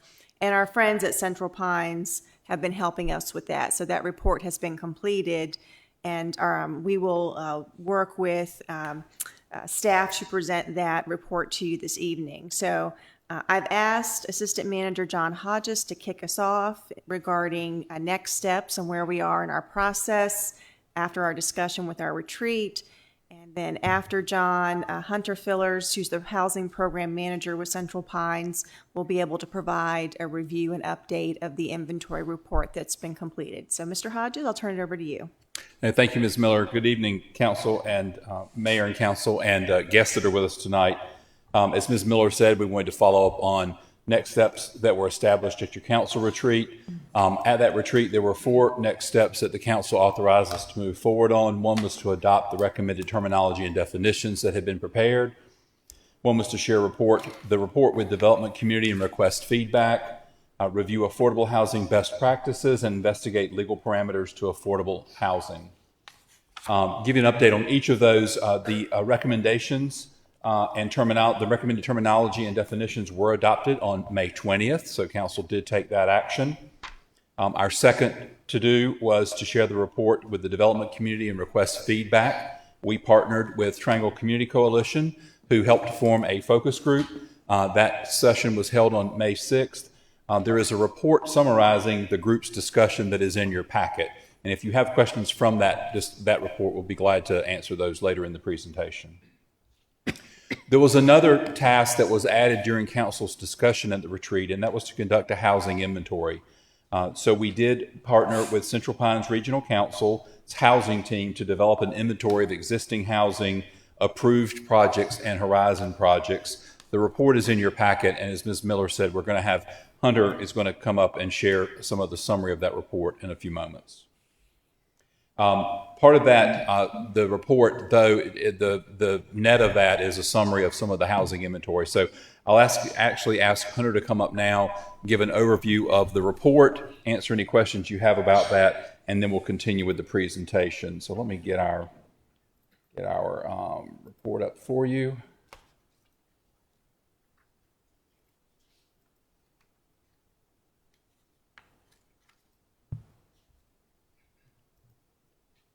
Report keeps disappearing every time we open it. There we go. All right. With that, I'm going to turn over to Hunter, and you can just scroll through there. All right, perfect. Thank you, John, and thank you, council. I am Hunter Fillers with Central Pines Regional Council, and we're happy to be here tonight and kind of talk about this housing inventory analysis that we've done and to be available for questions. So I did want to give a little background. Central Pines has, the past few years, provided kind of an annual data overview that you may have seen before that is really based on census data. So kind of pulls out some highlights. presents that data as far as like demographics and some basic housing info. But the idea behind this project was to kind of expand the data that's in that annual update, really focusing on the housing inventory, and also pulling in different data sources. So I know there was a discussion earlier of census data. Sometimes it can be, a little bit of a lag, a couple years behind. And so we do have that data in here, but we also pulled in local data sources. We try to get creative and pull in some Zillow data, which is really up to date. So not to say that any data is better than others, but they have pros and cons. So if you see maybe a data point that you think, oh, I've seen that and it's different than what I've seen in other places, it could be the source, which we'll provide the methodology for. So these top line numbers here, I think the two that I would pull out, one on the left side in the middle column, there's a 766 unit shortage for households under 60% AMI, which is equivalent to about $79,000 for a household of four for their income. On the right side, these pretty much demonstrate what we all know. Garner is fast growing, rents are increasing, home prices are increasing fairly rapidly. And I will say we were happy to meet with Preserving Home to be able to provide this update as of August. Their waiting list had 18 Garner homes for preservation. They said that $360,000 would really help take care of those critical repairs. And so we have that number to kind of think about the preservation side while we present the supply side as well. So this chart here shows the occupied units in Garner. So this is where households are living. Just to give a snapshot, you can see that 69% is your standard single family home with some mix of multifamily throughout. And if you look at your larger complexes on the right side there of 20 plus units, that's about 9% of the units available. So I'm not going to read the whole report to you, but I'll jump around. I think this chart here was a good illustration of what different occupations are seeing in Garner. And so we took income data and we said, okay, what is that gap? If we say you should spend 30% of your income on housing, what are these different occupations spending? So the number on the right is actually going to be that gap. So for a retail worker, they are spending over $1,100 more than that 30% of their income, which is pretty high. Going down the list, firefighter, plumber, police, you can see all of these occupations have some gap showing that they're spending more than 30% of their income on housing, with the exception of a nurse, which there's a little bit of a surplus there, but ultimately they're still at about 30%. The graph here, again, just showing the kind of rapid increase in rents and home prices. I will say this is a good example of those data sources we were talking about. If you look at this observed rent from Zillow, which is as recent as July. So as of last month, it was almost $1,900 median rent. And if you looked at the ACS data from 2023, it would say you're at like $1,450. So just kind of using that really updated data source, there's already quite a gap there of showing that data lag. So again, Garner's fast growing, and it may not always be captured in that census data. I think the population from this 2023 census data was like 32,000. Someone mentioned it's closer to 44,000 now. So again, I think I want to get down to the housing supply section. This chart here illustrates two things. So when we talk affordable housing, one side you have those income restricted units, so your LIHTC, other units that may say, hey, you have to have below 60% AMI rent to live here.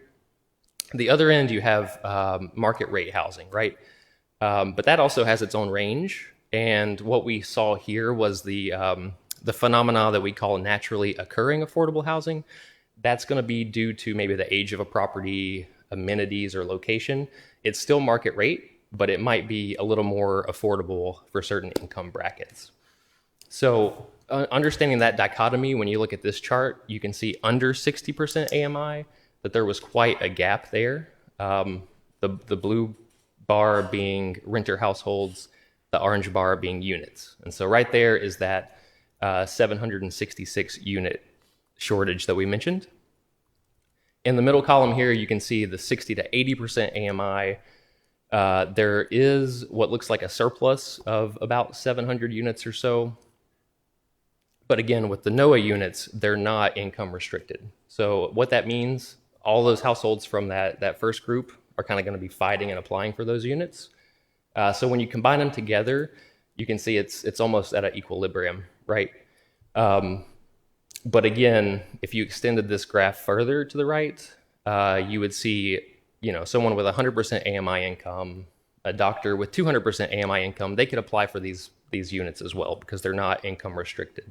So while NOAA is a great source of affordable housing, it changes pretty rapidly. If a property is renovated, rents may go up, landlord may raise the prices year over year. And so the most updated data we could get here was 2024.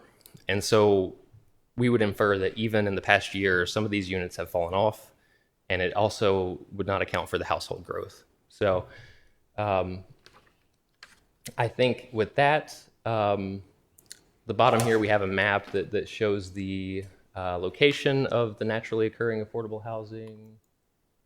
I'm not sure if I can zoom in. But we also have LIHTC, which includes also the senior LIHTC housing that would be funded by that. And under construction is actually, it's not limited to affordable, but it's all approved construction that's happening right now in the town. So again, when we get to the end here, this is the chart that John started with. You can see that the existing NOAA units, that number's around 3,000. The active LIHTC, there's some that are purely LIHTC, and then the majority of that is the senior housing. But what's really interesting here, staff was able to dig into the numbers, and in the development pipeline, which is units that have been approved, they're on their way. I believe that's about 375 units. And then on the horizon, which is a little further out, maybe things that are on track, maybe they haven't been approved yet, but that's another 900 units approximately. So Garner is building a lot. And, I hope this report can help inform next steps. We're happy to take any questions now on the report itself, and I'll be around after John's presentation as well. Thank you. Okay, excellent. Thank you very much. That's great information. You guys have really stepped up and delivered what we asked for. So that's a great basis. It kind of reinforces the information the Affordable Housing Task Force had put together, and just makes it even simpler, if possible, to understand. This is a very complex thing.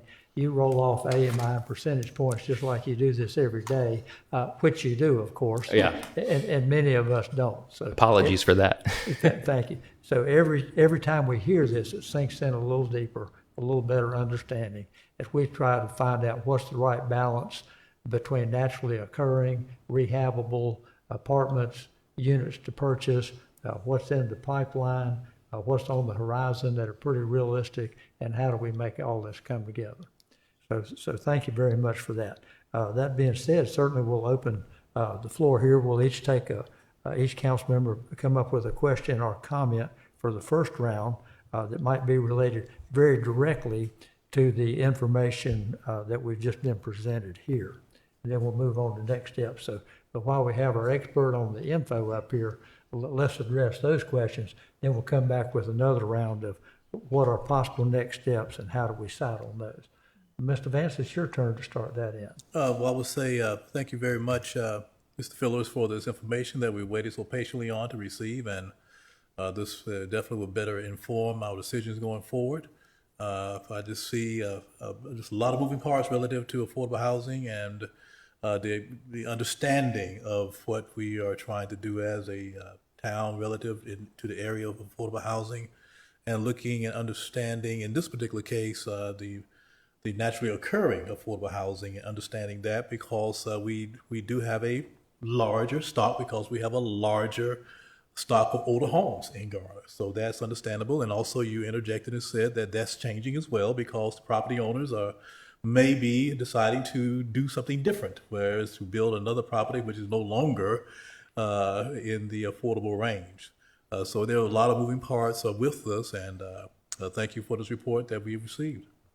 Thank you. Mr. Dellinger. I do have some questions about the naturally occurring affordable housing methodology, because we're using like tax assessment values and approximating incomes, because something can be naturally occurring on paper, but once it hits the market, it may potentially no longer be. So what's sort of the methodology, and how precise is it, or is it kind of averaged out? Or Yeah, that's totally right. I mean, if someone's in a month-to-month lease, that could rise. This data particularly was from CoStar, which is a real estate database. So I believe they get their data from leases that are signed. It would have been from August of last year. So again, we're looking at a year ago. But it would have been that point in time, looking at the properties in Garner and breaking them down by income bracket. And you said leases, so that means this is only rental income. This doesn't include single-family homes. It would include single family if it was a rental, if someone was renting that out. Okay, that's an important and significant data point, that this naturally occurring housing number only includes rental properties. This one does. I think if we went back to the top, there was maybe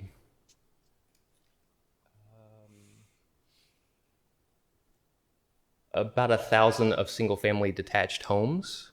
And so I think that may not be included in the CoStar. Whether there just wasn't any of those that were in the affordable range, I can double check on that. Okay, so I think it's important just from a data standpoint that this predominant housing form in Garner is ownership. And this natural occurring data is only relevant to the sliver of rental property. Okay, that's helpful. Thank you. Yeah, Good question. Thank you. Ms. Behringer. Yes, I appreciate all the detail and the breakdown, the percentages. That's really, really good information to have.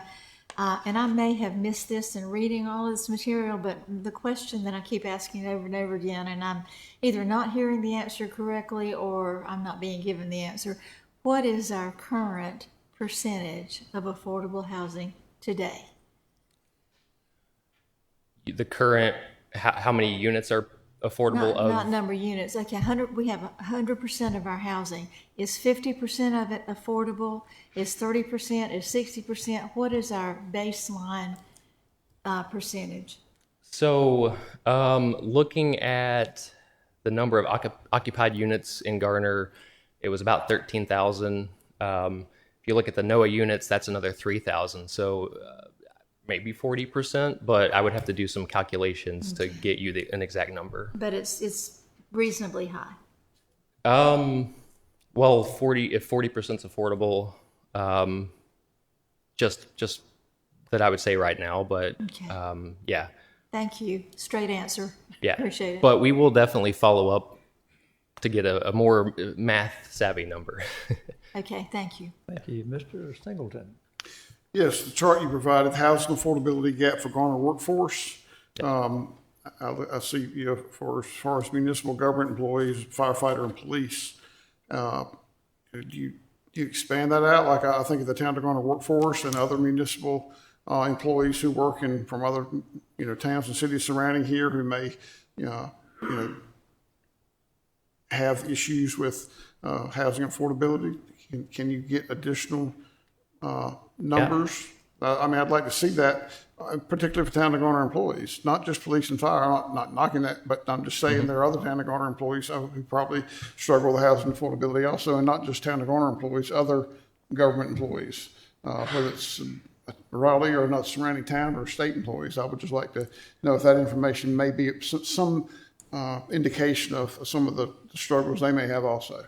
Yeah, I think that's a fantastic point. The town did provide the municipal employees, the firefighter, police numbers, and so we would be happy to incorporate any data they have and continue to get other occupations and comparison municipalities as well. Okay, I think that would be helpful to see all that. Yeah. We always hear that these which are important, of course, important positions, but there are other positions also. So thank you. Yeah. Thank you, Mr. Matthews. Great information. This is a lot of stuff to digest and go through. A couple of questions. Garner versus other towns and municipalities in Wake County in the affordable housing world. You said we were running at roughly 40%, if I heard you correctly a while ago. How does that stack up against other towns in Wake County? Do you have that information? So I don't have that offhand. What we did include was kind of the price increases. So I think we can really, follow back up and get, specific numbers. But I mean, the data that we do have shows Garner is one of the faster, rent increases, faster home price value communities. And so that data was the Zillow data. I mentioned that's more up to date. Where if you look at the population growth, for example, that's ACS. I don't know if anybody would agree that 13% is what they're experiencing, for population growth, but that's the census number.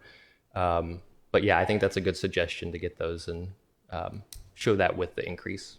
And my other question, it was on page 15, and here was the deliverable metrics and goals. And it said Wake County's annual affordable housing target is 500 units. And Garner's share of the Wake County is 3.3%, which is a 1.2 mil population of that county. We're at 1.2, which is 16 and a half units would be our annual target. Is that for new affordable housing? That's what I'm trying to understand. That might be some of John's data. Yeah, that's a data point that was in our presentation that was not a part of the work that Central Pines was doing. So I think that was a number we talked about when we were with council, because Wake County had a goal at one time that they had issued. So 500 new units per year. Right. So I guess trying to absorb all this, and this helps us stay on target of what our Affordable Housing Committee has done. We're following right on target because we're eagerly waiting to get this.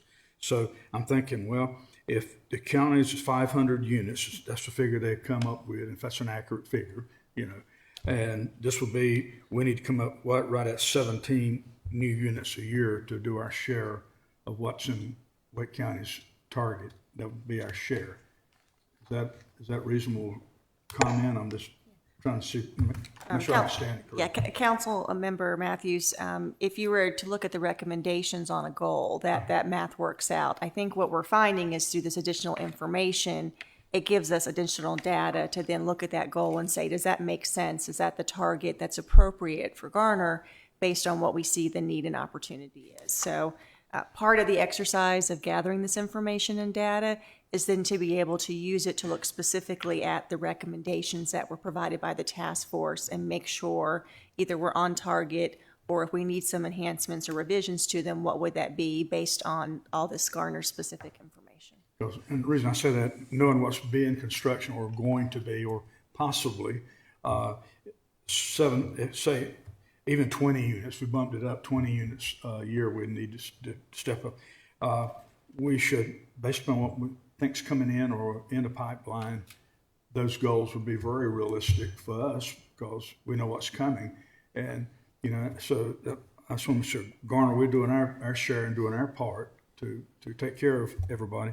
But, how is Cary doing that much? Is Morrisville doing that much? Is Wake Forest doing that much? I'm curious how the other towns, are they doing their share also, because we're not the answer to everything. It's a big county, and people are moving around. So if that, I know we're going to probably tweak this, like you said, a little bit, Ms. Miller, and make sure that figure's more accurate. But that's the kind of data I'm looking at. So as we put together a game plan, we make sure what we got is accurate. We're working with accurate information, and it's reasonable what we come up with as to what we want to do, and make sure we can do it.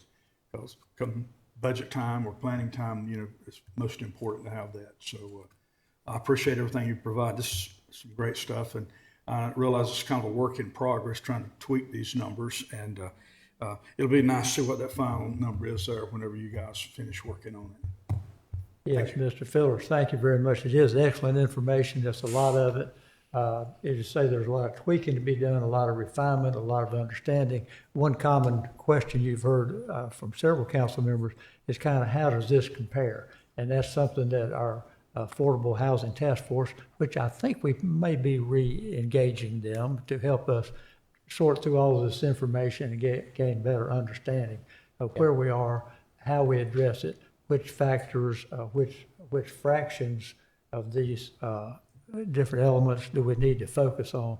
Where can we get the biggest bang for our buck? And how do we fit with the, as Mr. Matthews said, we're probably not going to carry all of Wake County on our back, but we certainly want to do our share. So it's very great information.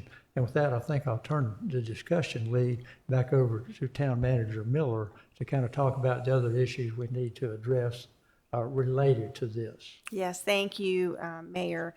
Appreciate your interest and attention on the inventory aspect, and thank you, Mr. Fillers, for presenting that to us this evening.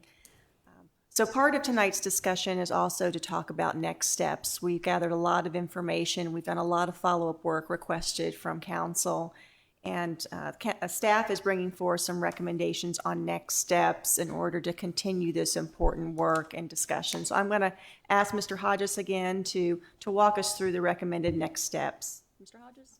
Okay, thank you, Ms. Miller, and thanks, Hunter. As we follow through the rest of the recommendations from the retreat, there were two more that were on the list from the retreat: reviewing affordable housing best practices and investigating legal parameters to affordable housing. And initial work has been done on both of those, but we believe additional work can be done further based on the next priorities that are established. So moving forward, we established some recommendations for moving forward. One was based around resource investment. The advisory board, there's been discussion about what would a structure and a purpose be of an advisory board, whether it's the current form or some refined form of the Affordable Housing Task Force. Staffing has been mentioned. We need to identify needs, responsibilities, and goals for staffing. And then funding, investments, leveraging the investments that are being made, and also seeking funding. So we've grouped those together in resource investment and recommended to work on those this fall. The second grouping is partnerships and collaborations. Affordable housing developers, you may have noticed, we didn't spend a lot of time on the number, but on the Horizon units, there's a significant number of units in the Horizon column there, over 800 units that developers that have talked to us about the potential for building. So if those projects are likely to come to fruition, how can we work with the developers to support their projects coming here? Because you see those numbers are fairly large and would really make a significant impact on the needs of our community. We also want to follow back up on traditional developers. You have a summary in your packet about the feedback we received from our focus group, and we left some ideas there for how we might work with traditional developers to help meet the town's goals. And then we also have our partnership with Preserving Home. You heard a mention from Hunter about the current update on the housing need, the number of houses that they have in the pipeline for Garner. We are going to have an update from Preserving Home at one of your October meetings, so that'll fit in nicely with continuing this work. And again, these are next steps that we recommend under partnerships and collaborations this fall. And then the third grouping of things is community engagement. And so all along the way, we've heard questions and recommendations about community engagement. And we believe once these other two groupings of next steps are worked on in the fall, by early 2026, we would be ready to embark on community engagement, noticing that we need to develop a model for engagement, determine the messaging and the outcomes for that engagement. And then we think an important part of this is to tell the story of what Garner is already doing around housing, what the partnerships that we're already leveraging and the work that we're doing. And so those would be our three groups of recommendations. So we are requesting support to move to these next steps with the timelines of fall for resource investment and partnerships and collaboration, early 2026 for community engagement, and also recommending that we re-engage the Affordable Housing Task Force to assist with these next steps. And I'll be glad to pause there and we can answer any questions that you may have. Let's start with Ms. Miller. Yes, so this sort of summarizes what the recommendations are in terms of our process. An important piece of the work that the town has undertaken for affordable housing is engaging with our task force, and they did great work for us in the fall and early part of the year, last fall and early part of this year. And so we think there's an opportunity to re-engage that very knowledgeable and passionate group around some of these other final recommendations. Look at these opportunities and make final recommendations to council. Look at the recommendations in the reports, see if they still make sense based on any new information and data, and really provide an opportunity for us to refine our recommendations and refine our strategies for moving forward. So with that being said, happy to answer any questions that council may have. Okay, well, let's see what questions council members might have for Mr. Hodges and Ms. Miller. Now, let's start with Mr. Matthews this time. I'd agree with you. Our task force, I know 2 council members are on it, and some folks here in the audience I know are part of that. And I think it would be ideal if we could possibly keep that as is, or whatever you would recommend to do, to see how we're going to move forward on this thing and get the feedback from you guys. That would keep us on target, and it would keep the board engaged, and we've got a wealth of information to work with, to be tweaked. And I would agree with Ms. Miller, I think, and Mr. Hodges. I think we've got a good game plan here. We just need to pursue it. Okay, good observation. Mr. Singleton, observations, questions? Mr. Hodges, we mentioned we have the report about 18 single-family homes on the wait list for extensive repairs, estimated 360. You said Preserving Home will be to us, a meeting with us in October? Yes, sir. So they're going to bring an update on the work that they did in FY25. So the work that they did with the funding provided through June of 2025. And then we have additional funding allocated for them. So we will have them here at one of the October meetings for an update. But in the current budget year, we only have $100,000 allocated. We went Correct. from 50 to 100, correct? Yes, sir. Okay. Also, something I think it's important to point out is, as we talk about affordable housing and Garner carrying its fair share and all this versus the county, you have to look at the average median income. Garner is one of the lower ones in Wake County.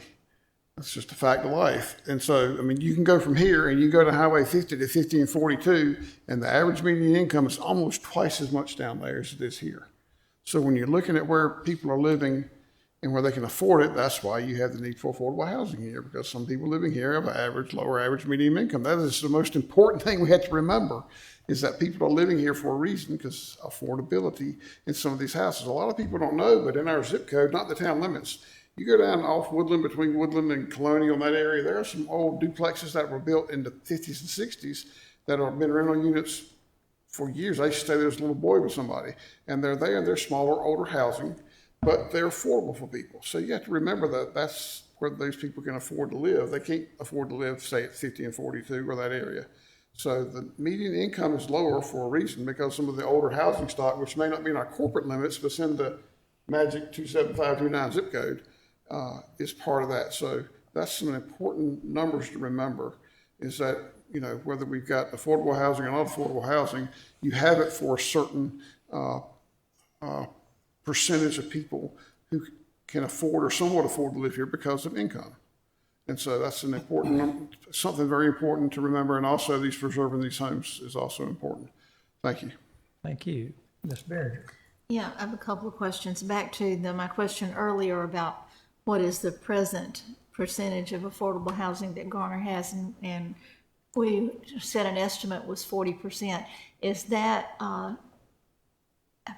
standard? Is that what is expected for most municipalities, that 40% of their housing would be affordable? We don't know, or what's the answer? I don't think there is really an expectation answer to that question. I think, to Mr. Singleton's point, you have to factor in. One reason it's so hard to provide an answer to that question is it really depends on all of the information about the community and the median income, as Mr. Singleton mentioned, the housing stock that you're working with.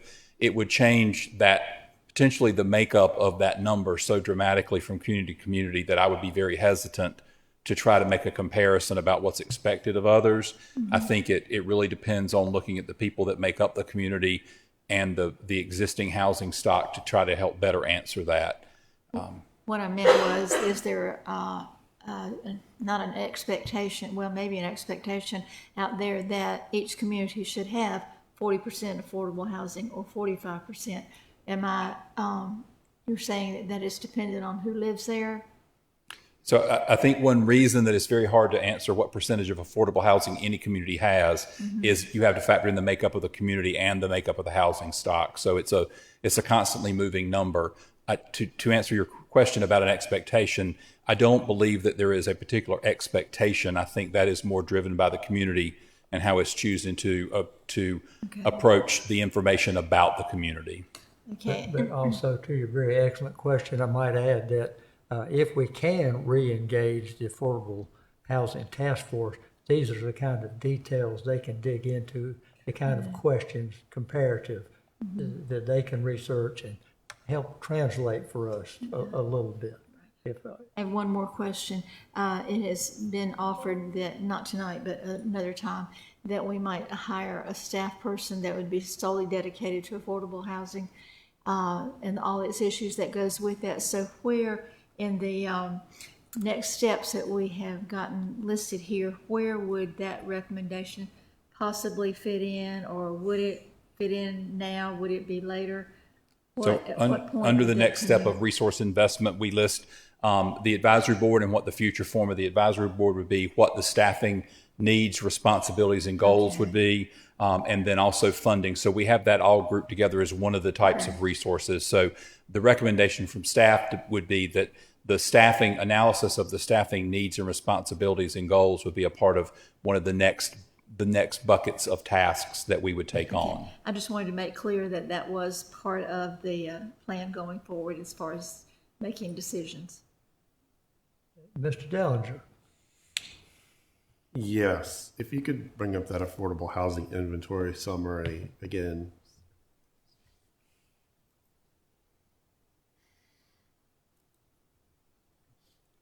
Sorry, windows open here. See if we can get it. There we go. One of the things that would be helpful, one is to get rid of the horizon units, because there are even projects we approve that don't ultimately get built. So we shouldn't even be thinking about those as being part of our affordable housing plan, even though we're having conversations. They don't have an application in, they're not in the rezoning process. The other is we should be comparing that development pipeline number for these with our full development pipeline. And I'm sure the number next to those would be thousands of units, right? So you're talking 3,000 units versus 176. And I think that's the context in which, let's say, theoretically, Garner has 30 or 40% affordable housing right now. If you're bringing homes online at only a 2% rate that are affordable, that 40, 30% goes down to 15 or 20 to 15 to almost nothing if you're not tending to it, paying attention to it. So I think you can't dissociate the activity on affordable housing, the intentional activity by Habitat or developers, from the non-affordable housing, because that's going to gobble up the work you want to do and the impact you want to do. The other point is with regards to Wake County. And while that was a lens through which was presented to the task force to view a rate of construction of affordable homes, the reality is 16 units a year doesn't even get enough affordable housing for the staff we hire every year.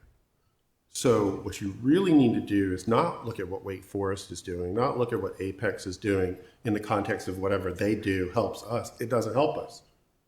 We have to look out for our own community and set our goals and standards for our community. Do we want our police to live here? Do we want our teachers to live here? Is that what we want? And what type of housing development do we need to do to meet those goals?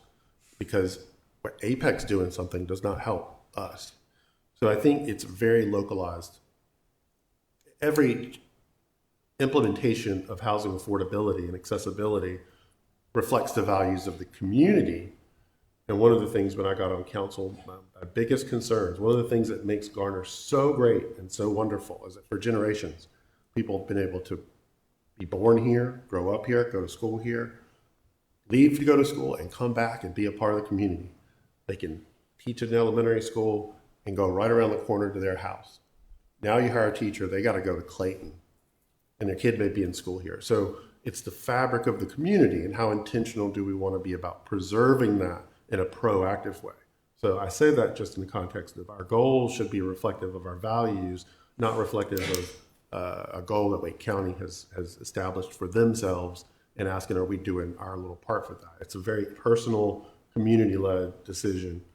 So that's just a context for goal setting.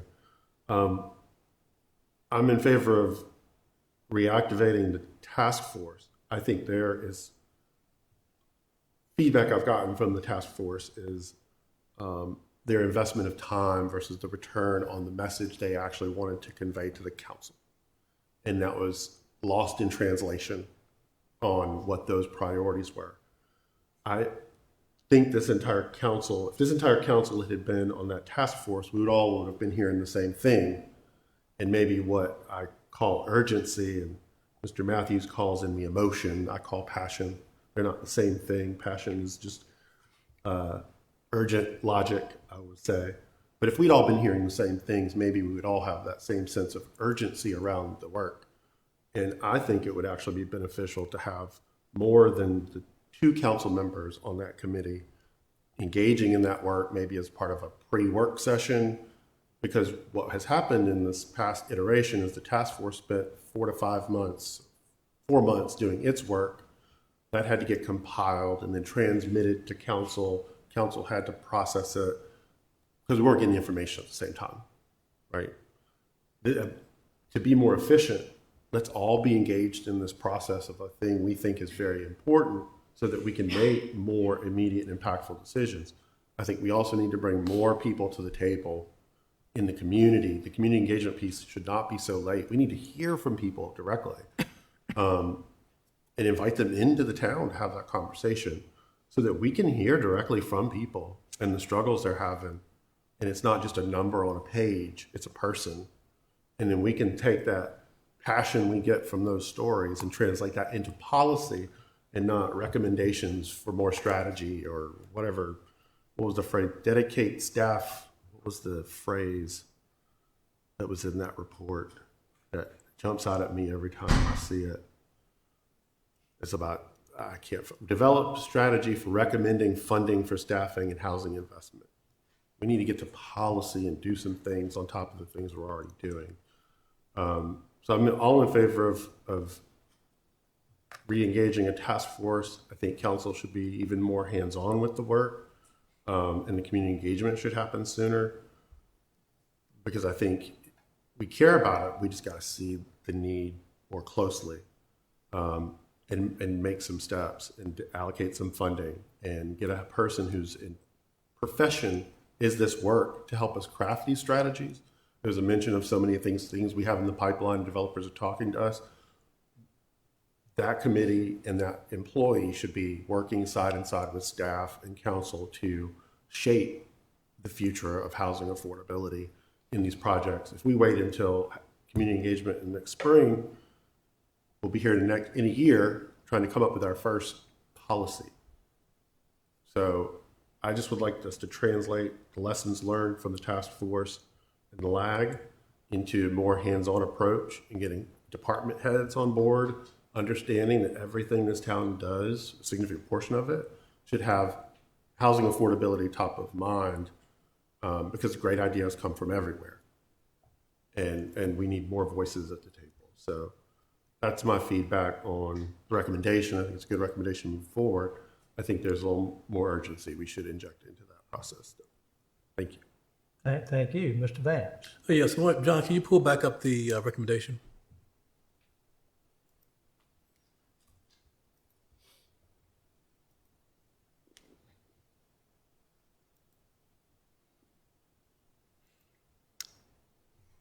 With all that's being said, the re-engagement of the Affordable Housing Task Force, I think is a positive step, and with what the staff has proposed in reference to the recommendations is a framework for us moving forward with that. And I'm in agreement with the proposed timeline, with moving forward with the information that has been provided to reestablish to re-engage the Affordable Housing Task Force, and with the timeline, I'm ready for the motion. unless there's further discussion. Okay, thank you. That's a good summary of where we've been. I'm probably going to pitch it back to Town Manager Miller right here. I think the objective of this discussion was to get some guidance from council very specifically about should we re-engage the Affordable Housing Task Force to assist with these next steps. That, I think, was the main question, and that's what Mr. Vance seems to be addressing. And I think it was pretty clear that every council member said something positive about re-engaging. Are there some fine-tuning things to be done to help the task force be effective? As Mr. Dellinger pointed out, certainly communication is critical, council involvement to be determined, et cetera, et cetera. But a lot of good suggestions.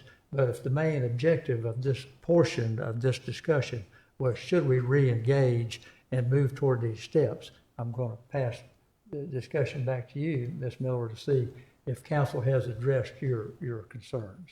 So, Mayor, I would just add, if majority of council is in favor of the proposed next steps and timeline, what we would then do is work to re-engage the Affordable Housing Task Force, start scheduling some meetings, developing agendas around these issues and these topics to then be able to complete this work within the fall timeframe and to start our engagement work with the community in early 2026. And so that's what's being proposed from the staff standpoint in terms of what makes logical sense in terms of what we learned and where we are in our process. Certainly, if there are other topics that the council would like to have the Affordable Task Force look into, certainly open to that. And if there's an interest by council to change or add to the membership of the task force, we certainly are open to that as well. Thank you for openness, and there will be refinement as we go. So I'll probably turn to our parliamentarian. Do we need an amendment to the motion to go through it, or can we just pass this motion to re-engage it, then work out the details as we go?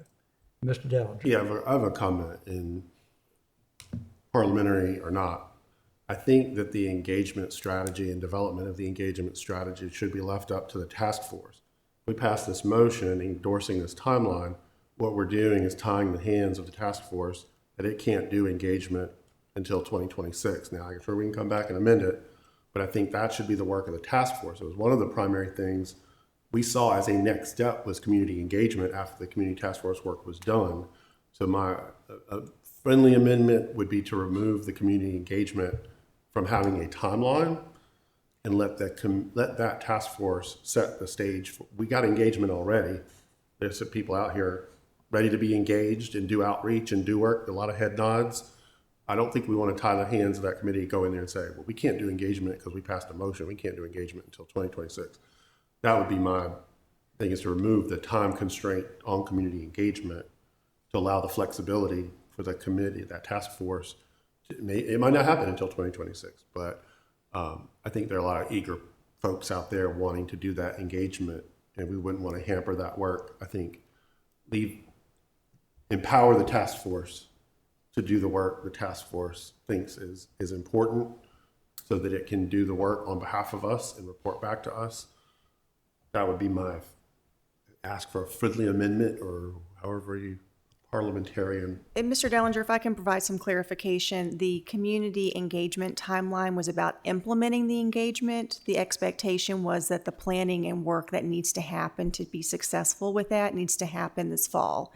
So this fall, there would be 3 areas of focus. It would be the resource investment work, the partners in collaboration work, and it would be planning for the engagement. Now, if the engagement work is able to be completed sooner and implemented, that would be great to be able to launch it. But just looking at, we're already in September, looking at the rest of the year and the other things that need to be accomplished, that's why the early 2026 target was provided. I understand. So the amendment would be just to remove the time frame on the engagement. Again, they may want to do something in November or December, or do a small focus group, and we don't want to get our hands slapped by saying you can't do engagement until next year. So if we can remove the time constraint on the engagement piece and let it be more flexible, I think that empowers the task force.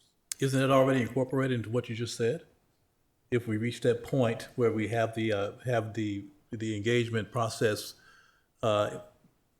at a place where we can do that, then we will. From my perspective, yes, the timing is provided as targets of when this work needs to be completed and worked on. It's not set as an absolute. So the idea was to talk about next steps and talk about when we would work on them and be able to come forth with additional suggestions, strategies, and recommendations. But to Mr. Dellinger's point, if he's more comfortable just taking out the early 2026, I think that's fine. It was set up this way just thinking about the workload and the timing for getting the work done. Does that address your issue, take out early 2026 as it relates to community engagement? Well, if that'll satisfy you and make sure we're not putting handcuffs on anybody, I just wanted to see the task force get re-engaged and start working. I don't think anybody here is going to try to hijack the process or handcuff anybody. Let's just get started, figure this out, and keep it moving. Keep it moving. That's my philosophy. Okay. Mr. Vance, any further comments or questions? Mr. Mayor, if I may, if there is a second to Councilman Dellinger's amended motion, then you would vote on that first. Okay, do we need a motion for an amendment to strike those two phrases from this? I believe that was the amended motion, to take the early 2026 timeframe off of the next steps. Okay, yes. Mr. Vance has made the motion, there was a second, and now Mr. Dellinger has submitted an amendment to that, to strike. And I'll second the amendment. Excuse me? I second the amendment. Okay, you second the amendment Yes, to delete the early 2026 timeframe from the community engagement. Okay, so we're going to vote now on the amendment. Yes. There's a motion and a second. Do we need any more discussion about the amendment? Okay, thank you. Okay, so let's take a roll call vote just to make it crystal clear. This is the amendment to remove early 2026 timeframe of the community engagement from the re-engagement motion. Mr. Matthews, let's start at your end here. If you're in favor of this amendment, please signify by saying aye. Aye. Mr. Singleton? Aye. Ms. Behringer? Aye. Mr. Dellinger? Aye. Mr. Vance? Aye. Thank you. It passes unanimously. The amendment passes. And now the motion that Mr. Vance made still stands before us. It was seconded. We've had some discussion. Do we need more discussion on that motion? Thank you. We have a motion and amendment to adopt the staff recommendation to re-engage the Affordable Housing Task Force to move with the next steps as amended. Let's run by the roll call vote again just for crystal clarity here. We'll start at Mr. Vance's end. If you're in favor of the motion that you made, please signify by saying aye. Aye. Mr. Dellinger? Aye. Mr. Behringer? Aye. Mr. Singleton? Aye. Mr. Matthews? Aye. Okay, passes unanimously. So I think that completes our discussion, E number 1 for the evening. Mr. Mayor, if I may just very briefly mention one thing. We wanted to share this with council tonight because there is a data housing platform that Wake County stood up a few months ago. We did not publicize it at the time because we had to work with Wake County staff to try to realign some of the census tracts that had impacts on Garner. So when you did reporting through this on Garner, it was not providing the most accurate reporting that it could. As Hunter and others have mentioned tonight, it's always a moving target to try to align census data with our corporate limits, but we feel like it's in the best shape and the best alignment it can be. We're going to go ahead and add this to our housing resource page. We'll probably spend some time with the task force working with it and demoing it, but I just wanted to make council aware of it before we post it to our housing page tonight. So thank you for allowing that. Excellent. Thank you very much. And I've already violated my vow to break at 8 o'clock. So we're going to take a 10-minute recess. And somebody tells me, it looks to me like it says 8:22. So we should be back by 8:32 if my math is correct. Please come back at 10. Thank you for returning after the recess. Her Highness of Punctuality will forgive the few of you who were slightly tardy. You will not be held after class today, but please don't let it happen again, at least not tonight, okay? Thank you. Glad we're back. We're reconvening after the recess, and a very exciting item coming up now, number 2, Meadowbrook Park, future use. And let's start with our Assistant Town Manager, Mr. Matt Poole, to give us a little information. If you wouldn't mind taking the staff podium over here and give us a little information about where we are and where we might be going.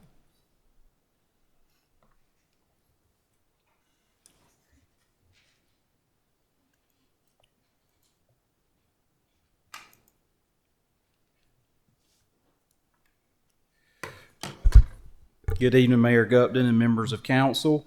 I'm honored to be here before you to talk about future use of Meadowbrook Park.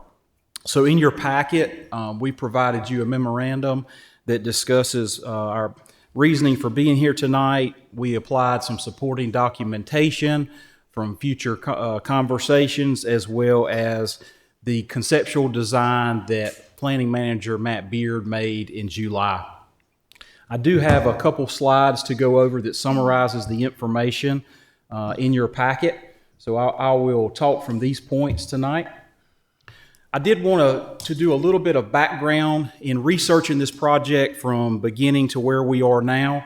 There's some monumental points and emphasis we wanted to make regarding the background of Meadowbrook, and I think it's worthy to talk about before we get talking about the decision points. So the first thing is we want to make sure that the history of this, anything that we do in the future for Meadowbrook remains a very important policy decision for the town. We know that this is important. The site has historic value. The property has value. We know it's a very important decision, and we want to recognize that.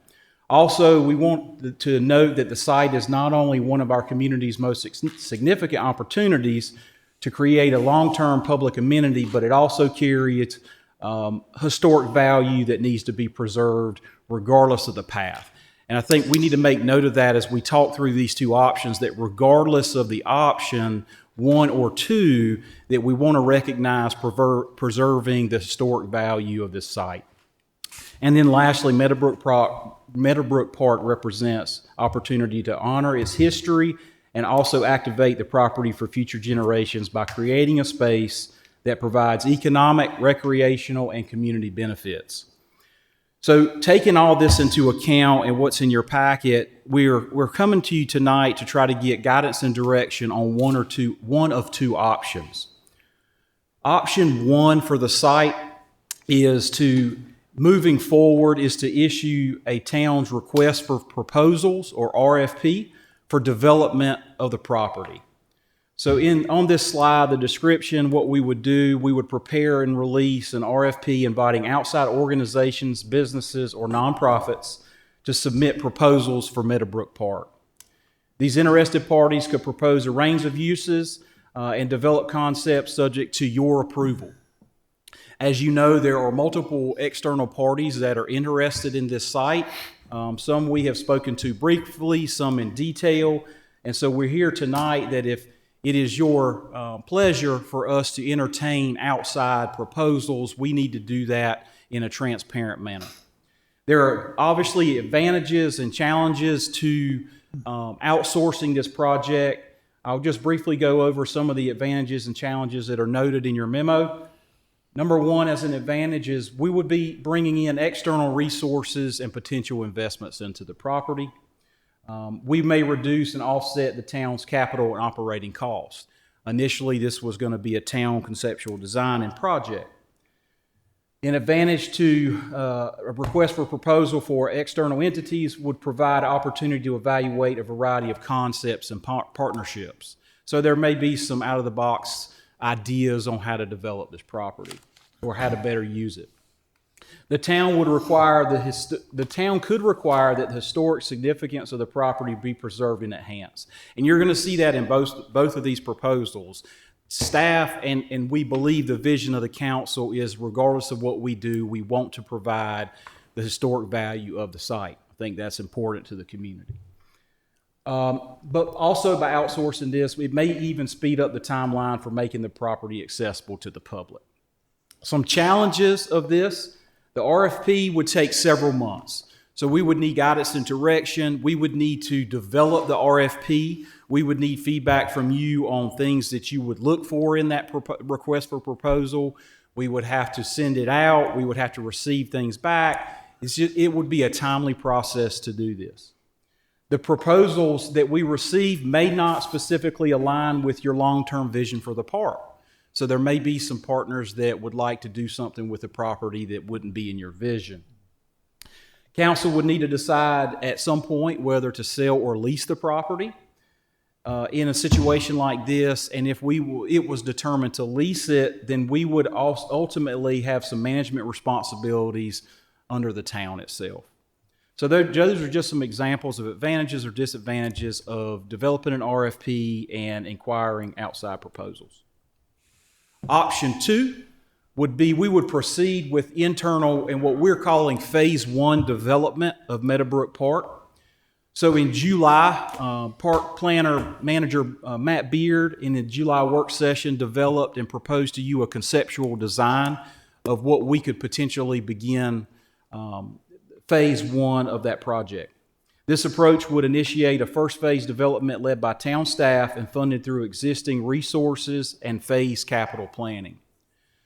So we also noted advantages and challenges regarding this option as well. Some advantages of us proceeding internally would it would keep development and operations underneath the town's control. It would allow for phased improvements in line with the concepts that you've already approved or reviewed previously. It would provide flexibility and adjust development over time based on the community needs. And I thought about this in an analogy of, things change over time. If we had mentioned pickleball 10 years ago, we wouldn't know what it meant. And you'd mention pickleball now, and it's everywhere. And so the needs of our parks and our amenities, they rapidly change. And so if we had control and we phase this project in, it may pivot into something that we can't see now. And so that may be an advantage of the town developing this project. There may be opportunities to apply for grants and earmarks that would assist us in developing certain portions of this park. Now, it certainly comes with challenges by the town developing the project. Number one, it requires town investment of town staff and financial resources. The pace of development will be tied to available funding and priorities. Limited opportunity for outsider capital partnerships, at least in the early stages of development. And it would certainly, the timeline of how we would phase this in would develop financially and based on potential bond requests. So these are the two options that we bring before you tonight for discussion. And we are asking for direction from council on how to proceed. Option 1, direct staff to prepare an RFP to explore public-private opportunities for development and use of Meadowbrook Park, or proceed with internal phase 1 development based on staff's previously presented concepts. And I can certainly answer any questions or attempt to answer any questions you may have. We have representatives from the Friends of Meadowbrook here tonight, along with our Parks and Rec Cultural Resources Director. Thank you very much, Assistant Manager Poole. No question. I believe there will be questions. Yes, there will be questions, and there will be some answers and some discussion. I just want to reinforce what Mr. Poole said. We are at kind of a crossroads here. We've been the owners of this property for almost 9 years, but thanks to the hard work of staff, we've met the safety requirements of doing away with the dam and the pond, which could have been hazardous. A big step. And at the request of council, Mr. Beard did come up with some good ideas that we get some pretty short-term answers to some access. So that was very exciting to hear that there could be some actual uses in the near horizon. I want to reiterate our pledge to the Friends of Meadowbrook that we will preserve the historic character of this thing. Its place in history, the legacy will be honored and incorporated, whichever way we go. And the Friends of Meadowbrook and the citizens in that part of town will have input on what we do. So I'm just restating the obvious in a way. This is an important process. We've had a couple of options thrown out here, RFP or go with the internal. As we discussed earlier today in our prep meeting, I'm not sure if we're ready to make a yes-no decision on that, or do we need to get a little refresher, for example, on Mr. Baird's presentation that we could get approximately this kind of result with very approximately this kind of money invested before we have something to compare it to, such as a public-private opportunity. And we have had a couple of different organizations express interest in exploring a public-private opportunity. And this is different for us here in Garner. This is different. We've never done a park this way.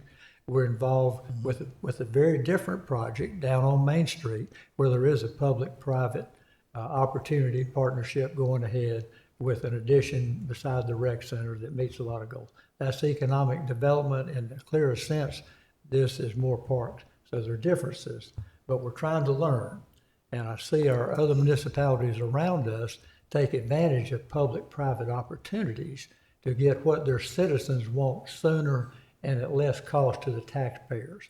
My personal opinion is we need to take some look at those. We don't need to spend hundreds of thousands of dollars to explore the options just to not choose one. Just saying that, keep an open mind as we try to have this process. And even before we start with questions, I might ask Town Manager Miller just to restate one or two of the points that Mr. Poole has already made, the pros and cons, the relative timelines, relative advantages, and the kinds of requirements that might be put into an RFP that would be the town's dream book, which would say, private entity number one, these are the 10 things we hope to accomplish by partnering up with you. How will you address these 10 goals that the town has? So saying no more, Ms. Miller, would you mind expanding a little bit on the whole concepts here we're looking at? Certainly, Mayor. So this item comes before council tonight because we have had interest from private parties about the development of Meadowbrook Park for recreational use, and if there was interest by the town in exploring a public-private partnership. And Mr. Poole did a good job sort of laying out. We've got sort of two paths forward here. One is to continue down the path that council had requested in terms of activating Meadowbrook Park sooner than later and coming up with a phase 1 concept and design, which was presented to council in July. The other path forward would be to look at what other opportunities or proposals are out there for recreational use of Meadowbrook Park. It doesn't, from a staff resources standpoint, it doesn't align with trying to do both at the same time because they could be very different and both could take staff time and resources to do both of them. So really the question before council this evening is, based on the interest that we're hearing, is this something that we would be willing to explore further in partnerships, or is this something we want to continue forward as just solely a town project? Now, in terms of what a public-private partnership may look like, because it is town-owned property, because at a minimum, whoever would want to partner with the town would be looking for potentially a long-term lease because of the level of investments that they would be making. It requires that a public process be followed. And so when we talk about an RFP process, that would be the process that state statute would require. It would require the town to draft a request for proposals, and in that proposal to give very specific guidelines for what we're looking for and vision for the park. It would also give guidelines for things like making sure that we're clear if we're interested in only a land lease as compared to selling the property, or that the historic nature and clubhouse would need to be preserved in terms of the use and be renovated, and the history of the property needs to be highlighted in terms of any development. So the RFP can be tailored and written to whatever the town feels is appropriate based on council's vision for the use in the property. Once that is completed, it's then posted for a certain period of time publicly, and anyone who's interested in submitting a proposal can do that. Once that process closes, there's an evaluation period of where then we take a look at all the proposals and try to evaluate it based on criteria determined by the town and the issue and the vision of council, and then we would be coming forth with a recommendation based on any of those proposals we felt met the council's vision for that property. It could be that we have several that would meet the vision. It could be that we would have none. We just don't know when you open it up for public proposals what kind of proposals you may receive. So this comes to you as an opportunity for council to give some direction to staff on, as we continue to learn to focus on activating Meadowbrook Park, which path forward would you want us to follow in terms of what we have before us? Thank you very much. It took at least two people to explain that, and we still have, there's lots of questions. This is new ground in a lot of ways. We may or may not make a final decision tonight. This is complicated enough and new enough, but we want to get started on the dialogue.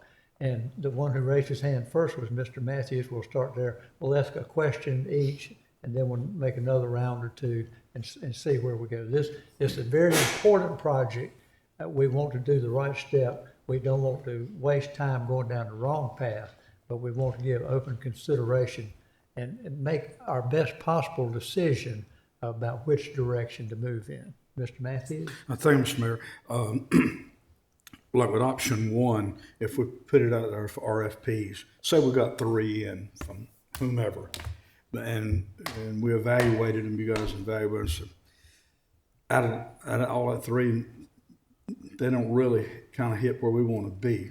We always got the option to go back to option number 2, where the town handles everything. Is that correct? That would be correct. I would just add that if that were the case, we would have paused the work that the staff is doing with phase 1, the design work and refinement, while the RFP process is happening. So there would be a delay in that work until a final determination on a proposal was considered. But we do have that opportunity, so if we don't like what's come before us, we can take it ourselves. And yes, okay. That is correct. Thank you.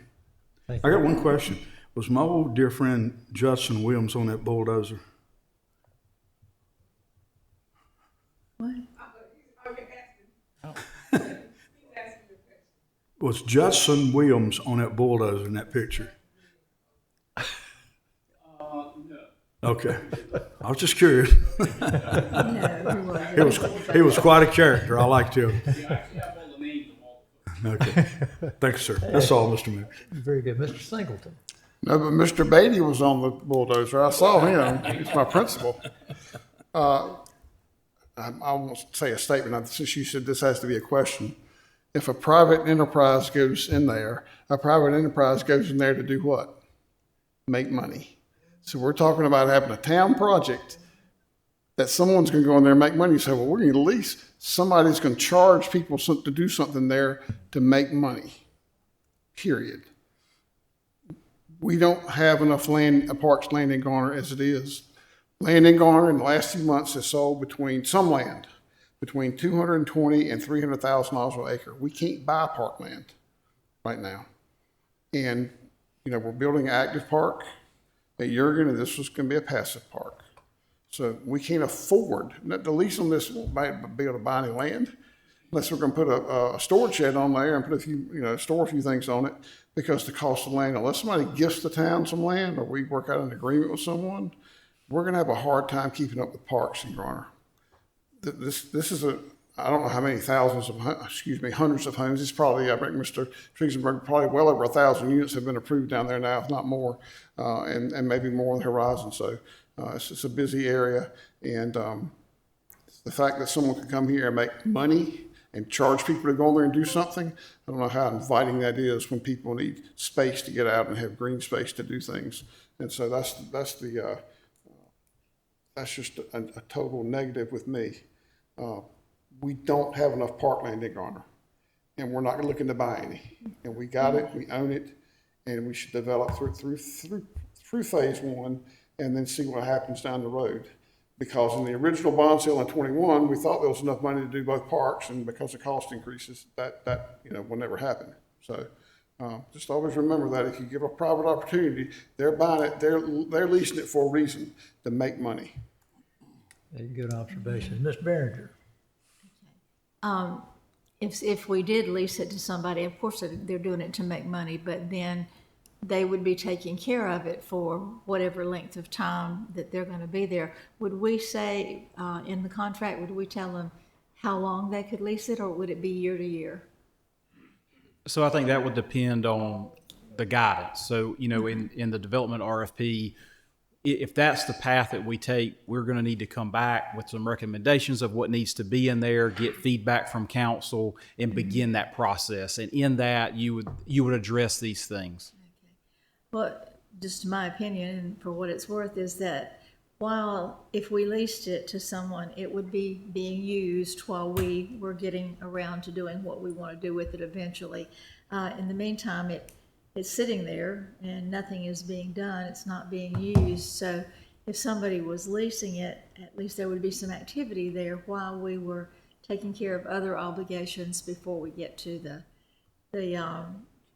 plans, the final plans for Meadowbrook. So I could go either way, but I would prefer leasing it for a while.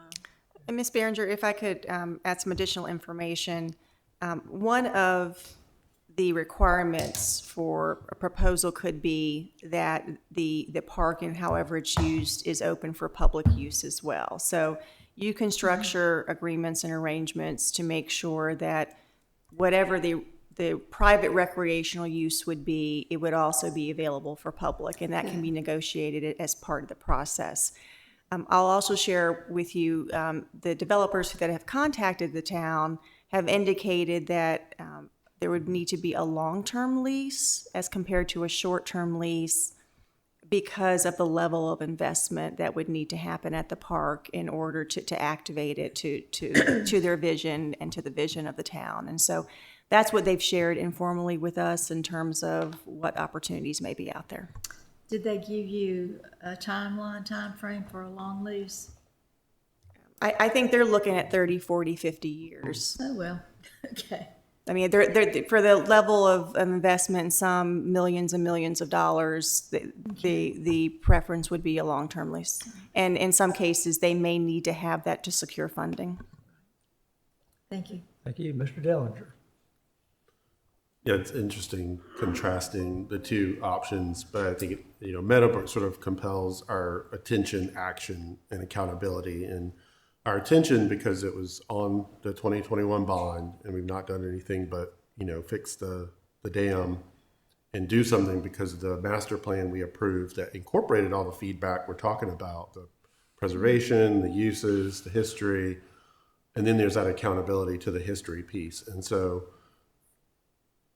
I lean towards let's not tie the hands of the future of the town with it.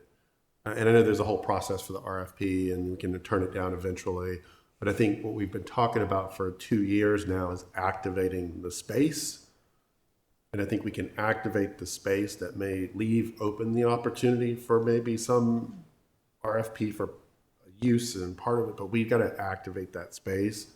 And for me, that requires two things. Money, we need to make a decision on how much we want to invest. We've got art money.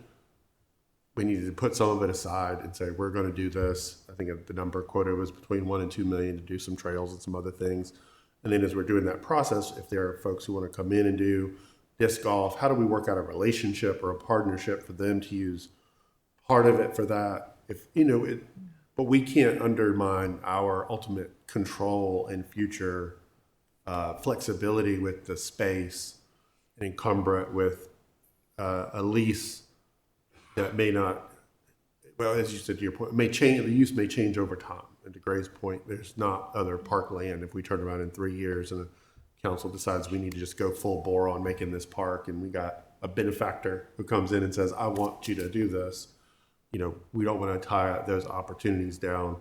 On the accountability side, I kind of am wondering on either of these approaches, what is the mechanism for holding the town accountable to the preserving history piece? And I see we got the Friends of Meadowbrook out here, and my thought has been, I've talked for years, there needs to be its own committee to oversee Meadowbrook, to do fundraising and do some of these other things. But also, what is the relationship of the town with the Friends of Meadowbrook? we have a couple of liaisons that sit, with you and check in. Is it something that's a regular part of the Parks and Rec Advisory Committee? Is it a subcommittee of the Parks and Rec Advisory Committee? But I think there always needs to be a sounding board for these ideas that are beyond us and staff.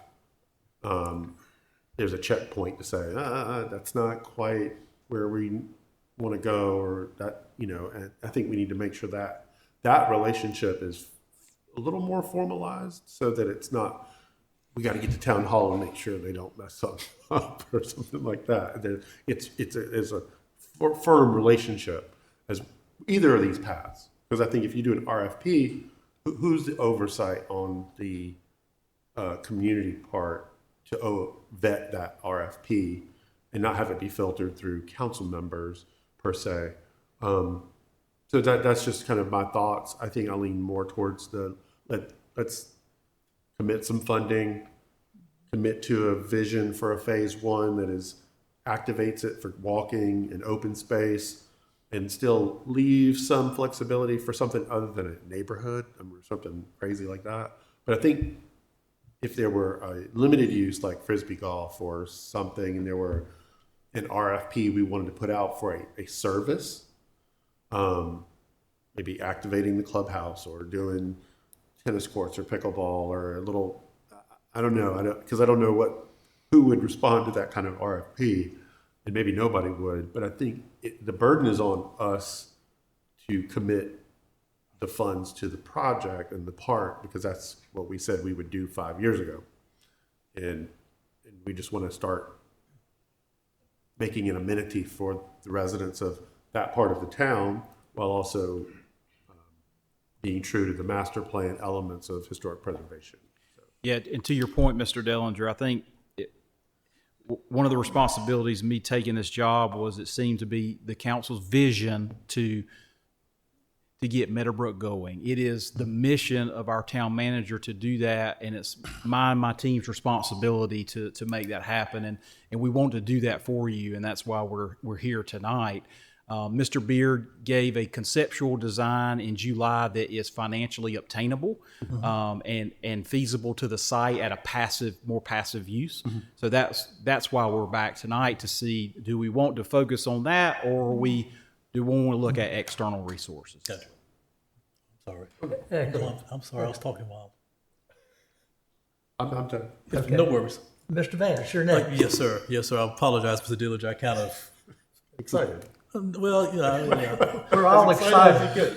We're all excited. We're all passionate. Yeah, There's great opportunities here. Yeah, but anyway, I would just say it kind of like telling the story of the parks. We are known for our parks in Garner. The town citizens love our parks. They go to our parks, frequent our parks. Even outside citizens come into our parks. And our parks were developed by the town staff and control what happens within them. And we have a good track record with them. I know that initially with Jurgen, with excitement there, quite obvious, great location. And the determination was made to make that an active park, and with the purchasing of the Meadowbrook property, look at it more of a passive park, primarily because of the the geology there, the rocks and things of that nature, which is understandable.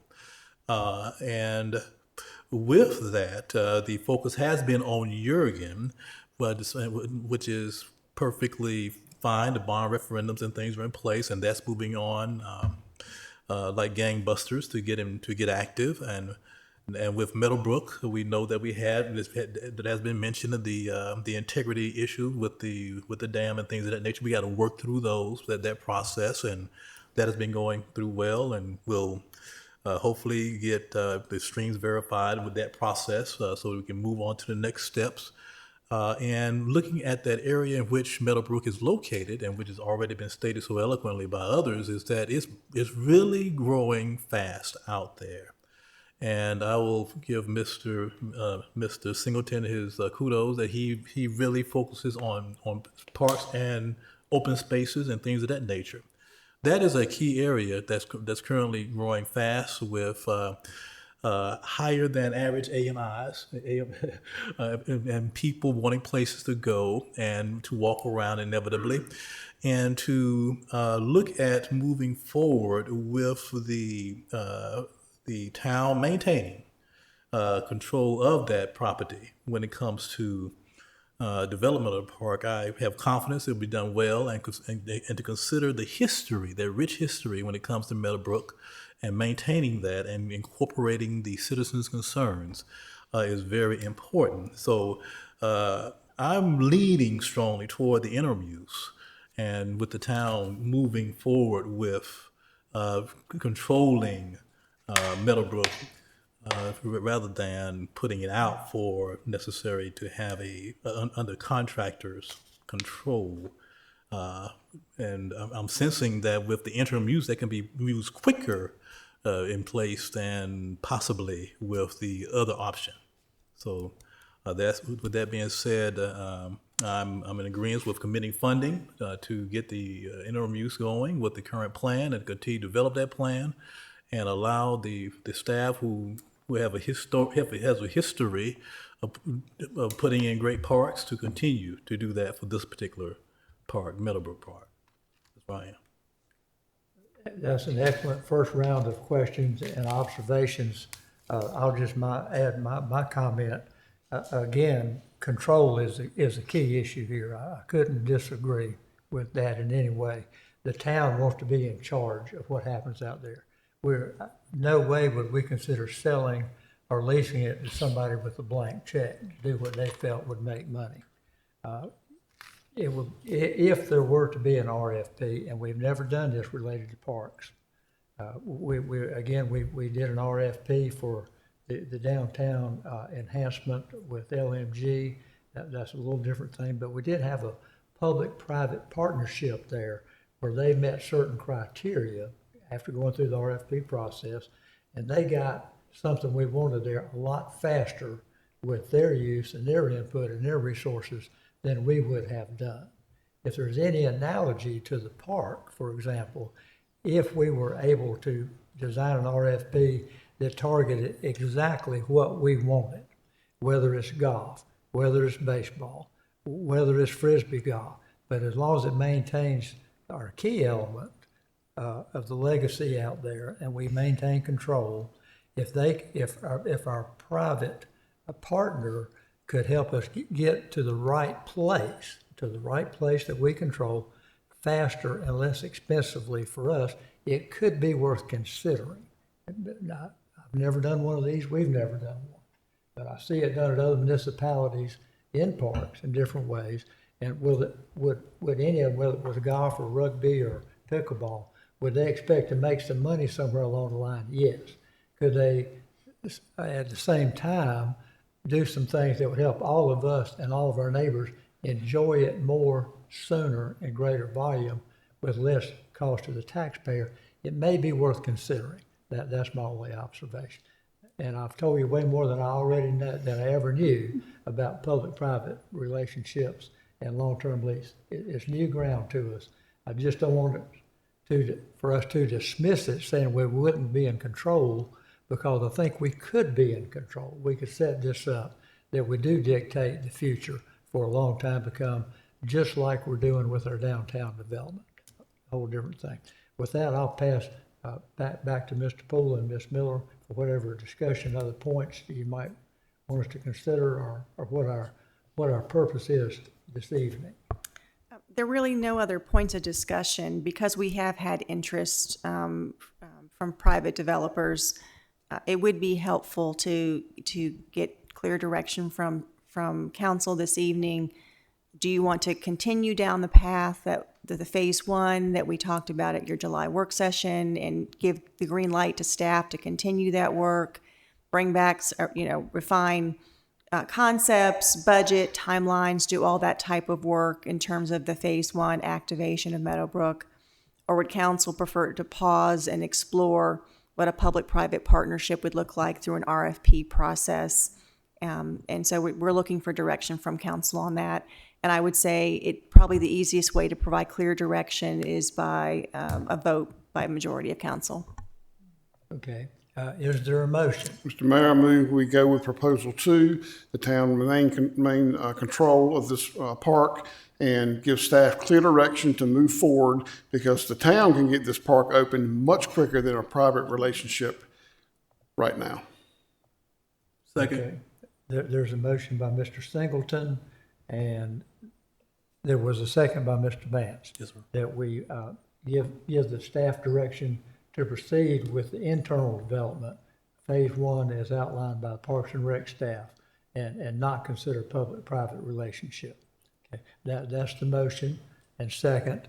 So now there's time for discussion of that motion and aspect. Does anybody want to make a comment or ask a question related to I'll that? just make a comment. I did not realize that a contract might be for 30 years, and I wouldn't want us to be bound by that as far as moving ahead with our own desires and wishes. So I would favor phase 2. Mr. Dellinger. So a question, if we were to pass this motion, how quickly would staff be able to come back to us with a dollar figure on phase 1 so that we could start looking at funding sources? So I think that depends. I think we need clearer direction on Mr. Beard's concept. Is that the route?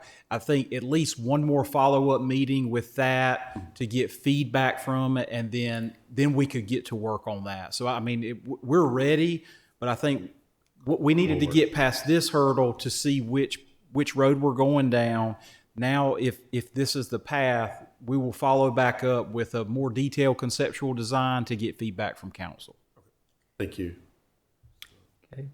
Any other questions or comments? Mr. Singleton. A few things. One, and I'll just touch on what the mayor said about what's downtown. I appreciate his making an analogy, but the town's not in the business of building a building and renting it out for restaurants.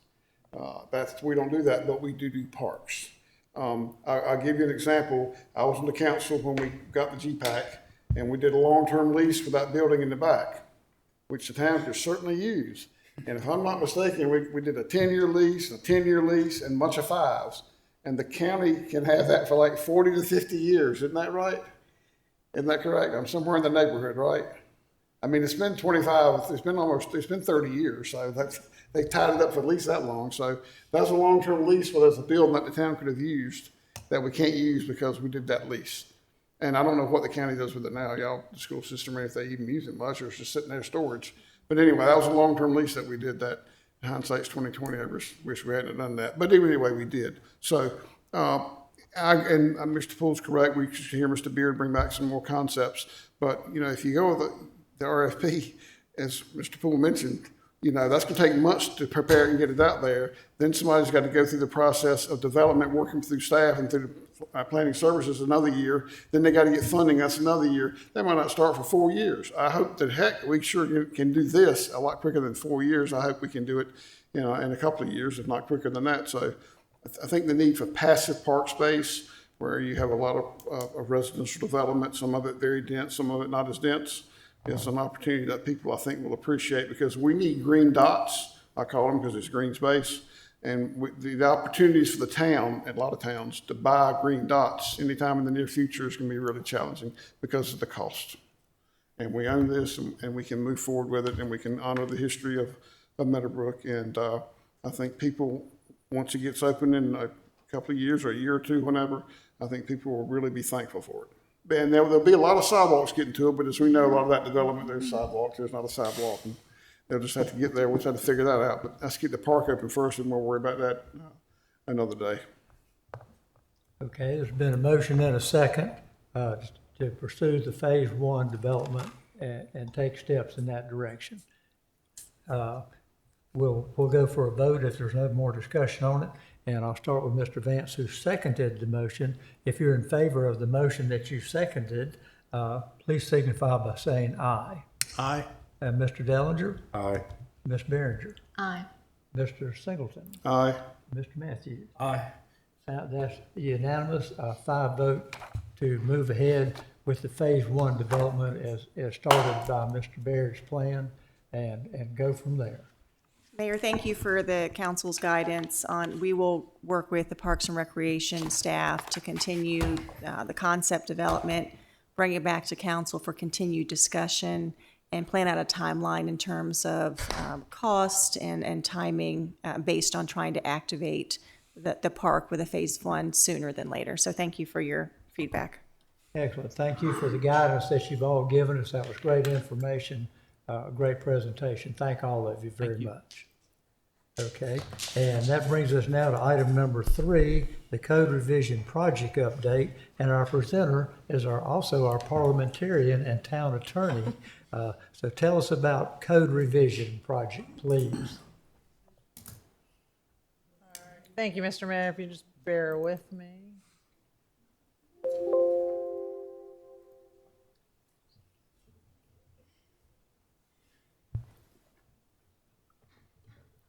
I did not preload my presentation, but I'm here for the next exciting project, the code revision project.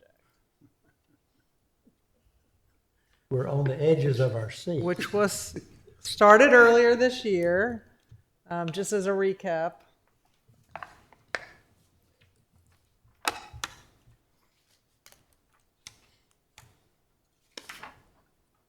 Since we were talking about golf courses, sort of apropos. Yeah, silence, please. All right, so earlier this year, we worked on comprehensive revisions to the junked cars and also the nuisance ordinance. But again, this is a project that the legal department has undertaken. We've created a website and a comment form for public participation and input. And our general process is to present a concept to town council at a work session. And then if a new ordinance or ordinance amendments are being proposed, to hold a public hearing and have adoption of the ordinance or ordinance amendments by town council. So again, just to reiterate, the nuisance ordinance was comprehensively revised and adopted in April, and the junked and abandoned motor vehicles in May, and then there was a pause on this overall project. But again, there's available resources on town webpage that the communications department assisted with the creation of. So I have 3 kind of upcoming proposals. One has to do with the operation of town council. Following any election, town council is supposed to be reviewing its rules of procedure. You've recently, in the last couple of years, adopted new rules of procedure, revised rules of procedure, and also last year adopted, a code of conduct and ethics after the ethics policy had stayed kind of dormant for several years after it was originally adopted. Along with rules of procedure, there are chapters 1 and 2 of the Code of Ordinances which have to do with your general provisions and your administration. So after this one, I would propose to work on in conjunction with after the election, basically, to decide, how many changes might be needed, but it would be a good cycle to be looking at the rules of procedure and these administration or administrative type chapters every 2 years after an election. Another one that sort of is in progress right now is you have a number of traffic control ordinances. You may have noticed on recent council agendas, several consent items having to do with no parking, stop signs, speed limits. Those are probably the top 3, but we also have one-way streets, certain yield conditions, no through truck traffic. So the proposal in working with your development services staff and particularly your GIS planner in the planning department is to recodify these traffic control ordinances into a map format. And that would make it more user-friendly, not only for staff who need to enforce these ordinances, but also for the public to know where different speed limit zones are, no parking, and not necessarily having to rely just on signage available on the streets. And then the third ordinance at this time is Councilman Matthews has requested a golf cart ordinance. This is authorized under state law that towns may require the registration of golf carts, charge registration fees, regulate who may operate them, such as only people with driver's licenses or only people over 18 or 16, which public streets they can be operated within the town limits. Now, there is, under state law, the authority for golf carts, and I'll back up just a minute. There's golf carts, and then there's a lot of other vehicles that are defined under state law, and one of those is a low-speed vehicle. Sorry, I was thinking off-road vehicle, but low-speed vehicle. A low-speed vehicle is what I would commonly refer to as a street-legal golf cart. It looks like a golf cart, but it contains safety equipment. They are registered by the state. They require registration. They require personal property taxes. They require insurance.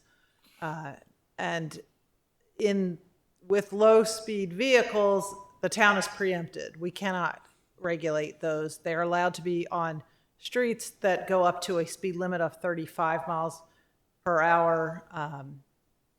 And that can happen. Now, they can cross other streets, like they can cross a highway to do that. But in that case, they could be operated today on any of Garner, either state roads or town streets within the town limits. But a golf cart is for a lower speed vehicle, which generally is a 20 to 25 mile per hour maximum speed, and does not contain your typical safety equipment, such as lights, turn signals, reflectors, brake lights, things like that, seat belts. There's a number of different safety equipment that could be required that don't come standard on these types of vehicles. Again, the town would be authorized to limit the number of passengers. That's typically, if it's a 2-person or a 4-person or 6-person golf cart, you wouldn't be adding more people to that. Also limiting the hours and methods of operation. One of the typical limits we've seen in some other jurisdictions is dawn. They can operate, these are the golf carts without lights and reflectors and safety equipments, can only operate between dawn and 30 minutes before dusk. So that changes every day what that time is. But the idea is to get them off the roads before they would not be able to be seen by other vehicles on the road.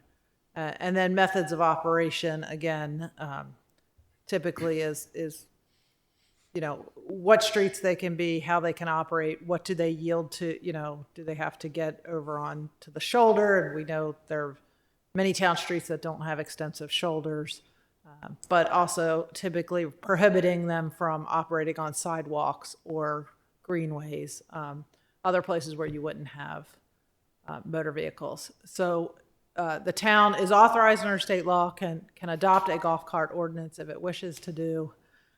There are other municipalities that already have them. My understanding from some limited research is there are some municipalities who are now phasing out their golf cart ordinances and going back to the state just allowing, the state's regulation of just low-speed vehicles. So if there's a consensus of council to move forward with the golf cart ordinance, then the police department and the town attorney will review other ordinances, registration programs, and safety data, and make recommendations to council as to what that may entail. And just to clarify, there's a whole gamut of ranges of opportunities between not having a golf cart ordinance and allowing these already street legal golf cart low-speed vehicles to operate, to requiring additional safety equipment on the golf carts that, so aftermarket type additions to make them safer, limiting golf carts to only within certain neighborhoods or subdivisions. I believe it's the town of Cary that allows developments to petition basically to allow golf carts in their neighborhood with basically petitioned by their HOA, so a decision of that. So there's a range of options that could be adopted in a golf cart ordinance. So what we're looking for is sort of direction of where to go forward with this proposal.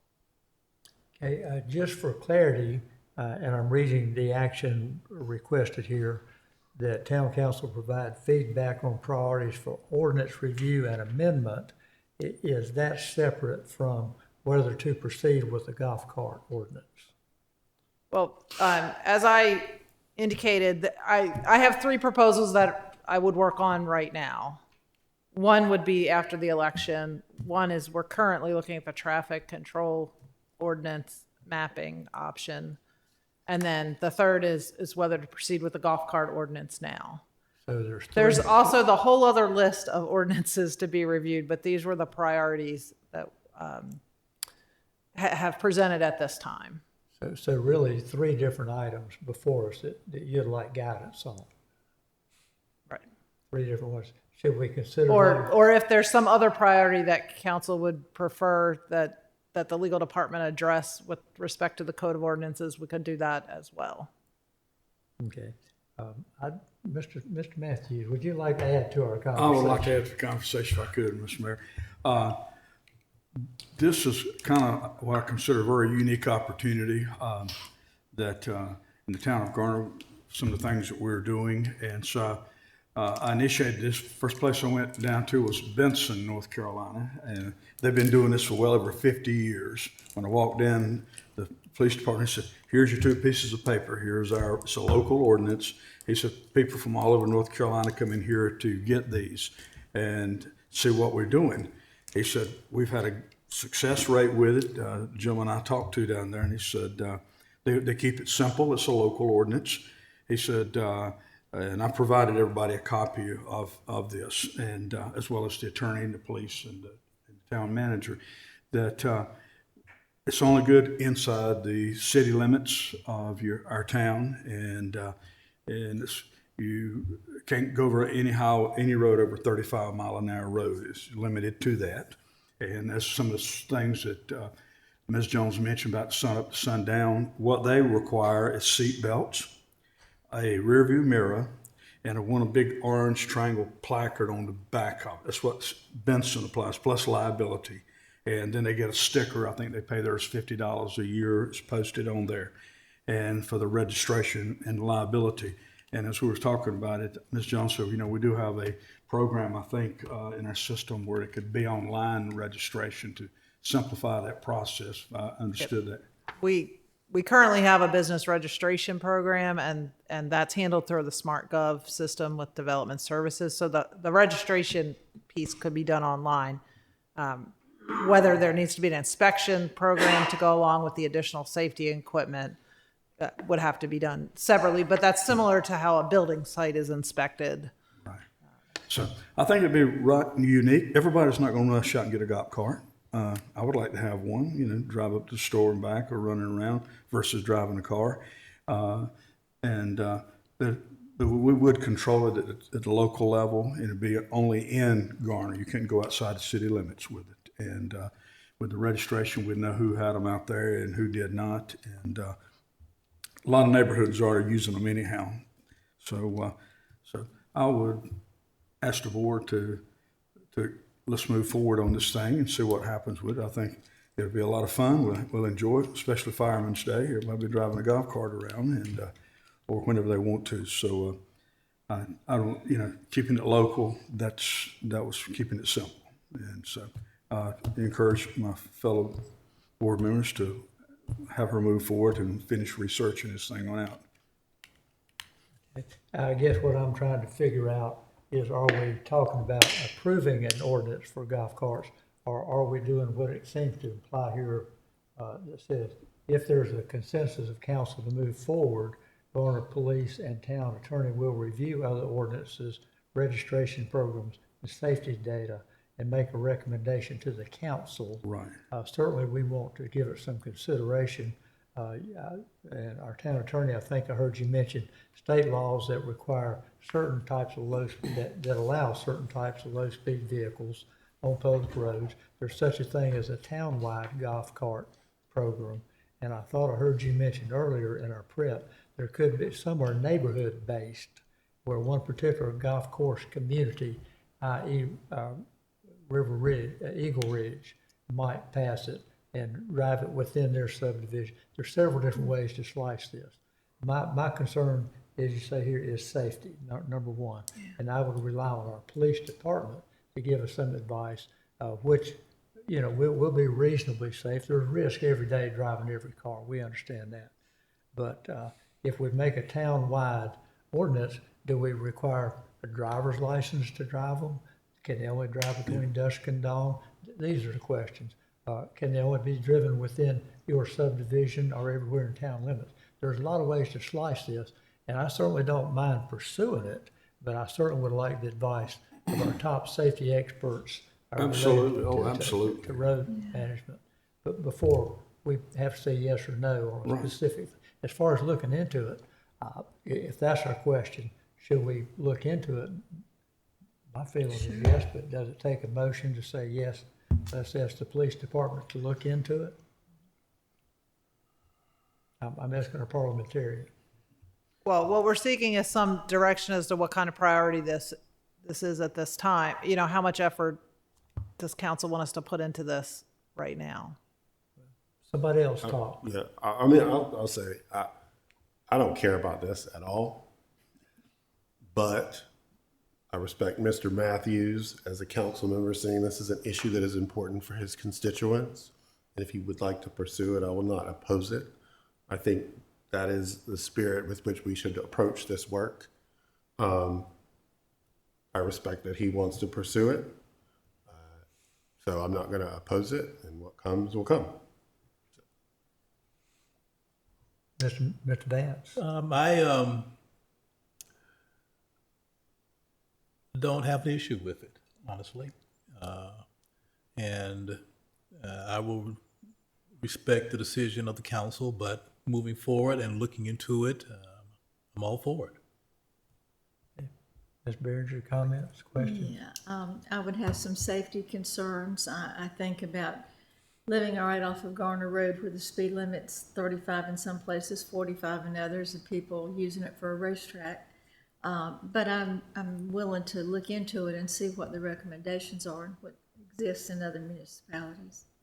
Mr. Singleton, observations? Questions, Ms. Jones. You said that when the low-speed vehicles by the state, they're allowed to do things, so the town couldn't charge a registration fee or do other things or require safety improvements on those vehicles because they're already allowed, correct? They're already allowed, they're already regulated by the state, so we're preempted from regulating them further. Okay. But golf carts are defined differently, and we're authorized to adopt an ordinance and regulate them within all of those parameters that are listed in the first bullet. Okay. The reason I asked the question, we were down at the coast a couple weeks ago, and I was in Beaufort, and I even sent Mr. Matthews a picture because on all the carts in Beaufort and on Front Street, there were loads of them. Because if you're down there in Beaufort and there's so many parking spaces, and you park way down here and your activity's way down here, somebody's making some pocket change. Hauling people, they had 6 and 8 people on carts. Anyway, all of them had a Beaufort license plate on the back. So I figured that's why I wanted clarification. That must be a town golf cart ordinance because they had each one of them had a license plate on there. So I figured that was part of the registration process. That's what I was trying to see. Theirs also have lights on them. I noticed in all of them. I took pictures and noticed some of them were really fancy. So based off your information here is the town could require they have some safety equipment. Obviously, I think the insurance is extremely important, age and all that. I mean, I have no problem with doing that. I think neighborhoods is going to be kind of hard, and HOA. Think of our old neighborhoods. Forest Hills don't have an HOA. I mean, Heather Hills, Edgebrook, Tiffany Woods probably don't have HOAs, and so it'd be kind of hard to restrict it to letting the HOA have it. And then what defines as a neighborhood? If somebody's living on Vanderbilt Springs Road, what neighborhood are they defined with? I don't know. Well, I mean, part's Forest Hills, and the other part is Hopedale. I don't know. So I reckon neighborhood restriction might be tough, but I do think I agree with everyone up here that whatever it done is we got to have safety equipment. You have to have license or whatever age, 16, 18, whatever. You need to make them as safe as possible, and also the hours of operation. I think it's very important. Listen, and Mr. Matthews is right. People are driving them now. I mean, on Buffalo Road, they drive on the sidewalk because really it's a lot safer to drive on the sidewalk than it is to drive on Buffalo Road, because that straight stretch, people, as the police know, exceed speed all the time. So I have no trouble moving forward, letting you and work with police and so forth, and y'all bring back some recommendations based off comments that you've heard. There seems to be some interest in pursuing this. While we have our interim chief of police handy, would he like to make a comment or two, or add any observations to this discussion? Yes, sir. Good evening, Mr. Mayor and Council. We've done some early research, and the findings are mixed right now, so we would ask for the opportunity to continue that if that's your direction, and making sure we have all the appropriate data and the recommendations that we're seeing from these different municipalities in the state. So you would be willing to continue your research about options we might have? Yes, sir. Do nothing, option 1, option 2, pros and cons, costs and benefits. Yeah, because quite frankly, I have 2 concerns: safety, which can be addressed, and number 2, use of your people's time. I want to make sure we don't start something that requires a lot of your time and attention for something other than enforcement of the existing law. But that would be what you would be evaluating with your option 1, 2, and 3, or whatever you come back with. Yes, sir. That being said, then I think I'm kind of hearing that it would be worth looking into, and you coming back with a recommendation that doesn't take 6 months or $10,000 worth of time. So do you need a motion, or do you just need a little thumbs up to push ahead, or? I believe there's consensus to go forward, and to reiterate the process, we would bring this back at a work session, and then with the recommendation, and then if council wants to go forward at that time, schedule a subsequent public hearing. At the same time, we will be soliciting or making it available through our comment form for the public to comment on this as well. Because there is this limitation on the speed limits that they can go on, that's why this mapping project is also important, because we want to make sure that we have, concurrently with that, create a map of those speed limit zones, particularly on streets where they change the speed limit, because that may impact where the golf carts can legally drive. And in addition, under state law, typically they're allowed to cross, higher speed limit roads, but there may be some situations where without additional warnings to the driving public, it might not be safe for a 25, something that has a top speed of 20 or 25 to get across, a major road. But that's something we can look into as well. In addition, the one thing I wanted to mention is, unlike the ordinance revisions that we've previously done, this would be a new ordinance with a new enforcement program. So there would be a budgetary cost implication that we'd have to look at, registration fees and whether that would cover it. So there'd be an added piece of the analysis that needs to be done for this type of new ordinance for the town. Yeah, we have to consider the cost and the time spent by the police department for the benefit that we get. And we can certainly get data from other jurisdictions about, the cost of their programs and how many citizens participate, by registering their golf cart. Yeah, I think you've said it yourself. There seems to be a consensus toward looking into it and coming back with more specific options, cost and benefits. Do you need a motion of any kind, or are you satisfied with that generalized sense of council? I think there's consensus to move forward. Like I said, we'll present it at a work session. I think at that point, then whether you go to public hearing or not would be the direction we would seek in the future. Please proceed. Thank you. I saw a lot of heads nodding, and it wasn't from being sleepy after 9 o'clock. It was because you were agreeing. Right? Okay, thank you. Mayor, can get you one of those.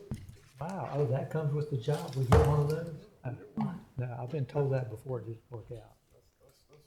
Six passion over there. They got some fancy ones down there. Okay, thank you very can much, Mr. customize Jones. it. That was very informative. It's a state. Thank you, Interim Chief Adams. That was very helpful as well.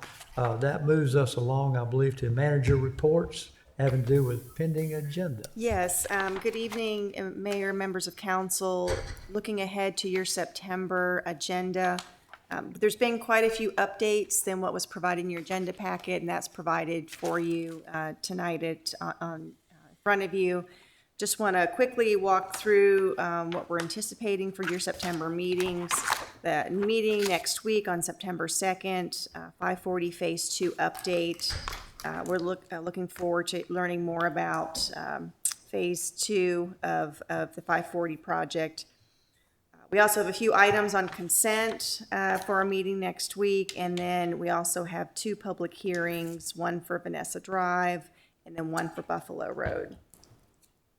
In addition, under reports at your meeting on the 2nd, we're going to run a quick demo for council. As you've heard us talking about, we are in the process of automating our agenda process and using some new software to help us do that.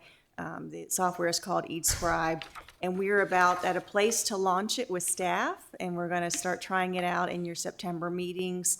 So we wanted to show you what it's going to look like and how it may be a little different than what you've seen in your agenda packets. And so we'll have an opportunity to show that to you and provide you an update on that process.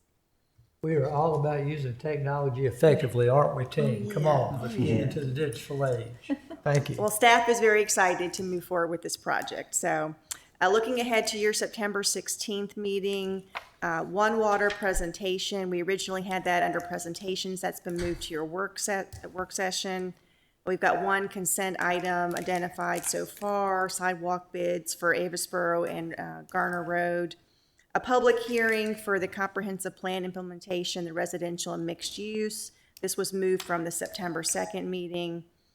Under old new business, we have Project Cougar coming back to you, and then a legislative update coming from our legal team. And then you have your monthly talk of the town. And then looking ahead to the September 30th work session, as Mr. Hodges mentioned, BRT will be here to provide us an update.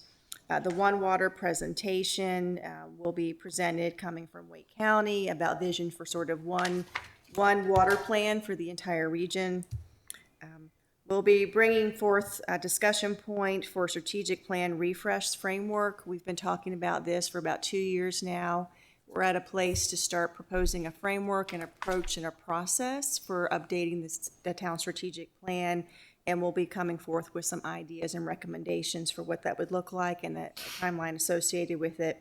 And then we have our standing reports, pending agenda, and review of development activity map.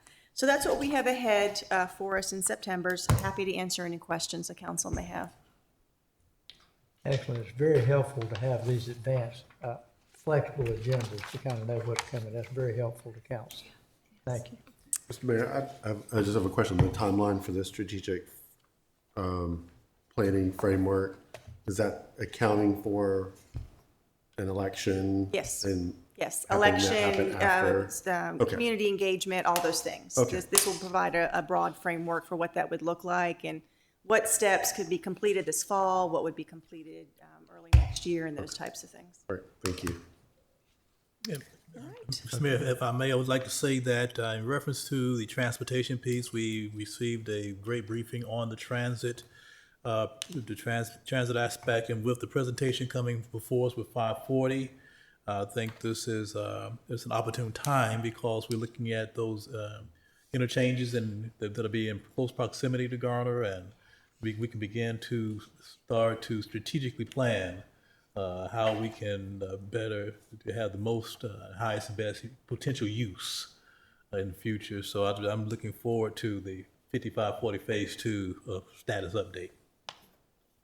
What is One Water? So One Water, it's actually a plan that's being promoted by the county in terms of an overall strategy for how we manage water and how do we become more environmentally sensitive to preserving water, dealing with stormwater issues, and how do we think about it in terms of a collective strategy instead of individual strategies? And so this is actually a presentation that will be shared with municipalities and the county as a way to start thinking about our water strategy in more of a regional way as compared to an individual level. Thank you. And thanks for asking that. I was too embarrassed to show my lack of knowledge. I'm never embarrassed to ask a question. But what we're talking about here when we say one water is stormwater drainage. It's not It's drinking water. It's water usage in general. So include everything from public water systems and how we deal with runoff water, how we deal with water in general, and how we can better use it and conserve it more from a regional perspective. And it could include a comprehensive approach to stormwater control management, perhaps. Or best practices or strategies that all communities should be implementing in order to address stormwater issues. Yeah, because we certainly have seen that stormwater control measures are the new infrastructure. They're just as sensitive and important now as getting water, getting sewer, getting roads used to be. Stormwater control is right there with it as part of the infrastructure. I'm glad to see us taking a comprehensive approach, looking at what the county's doing, the region's doing. And I think this is all kind of tied together. That's correct. Excellent. That is correct. Thank you very much. Thanks for asking the question, Mr. Dellinger. I didn't know.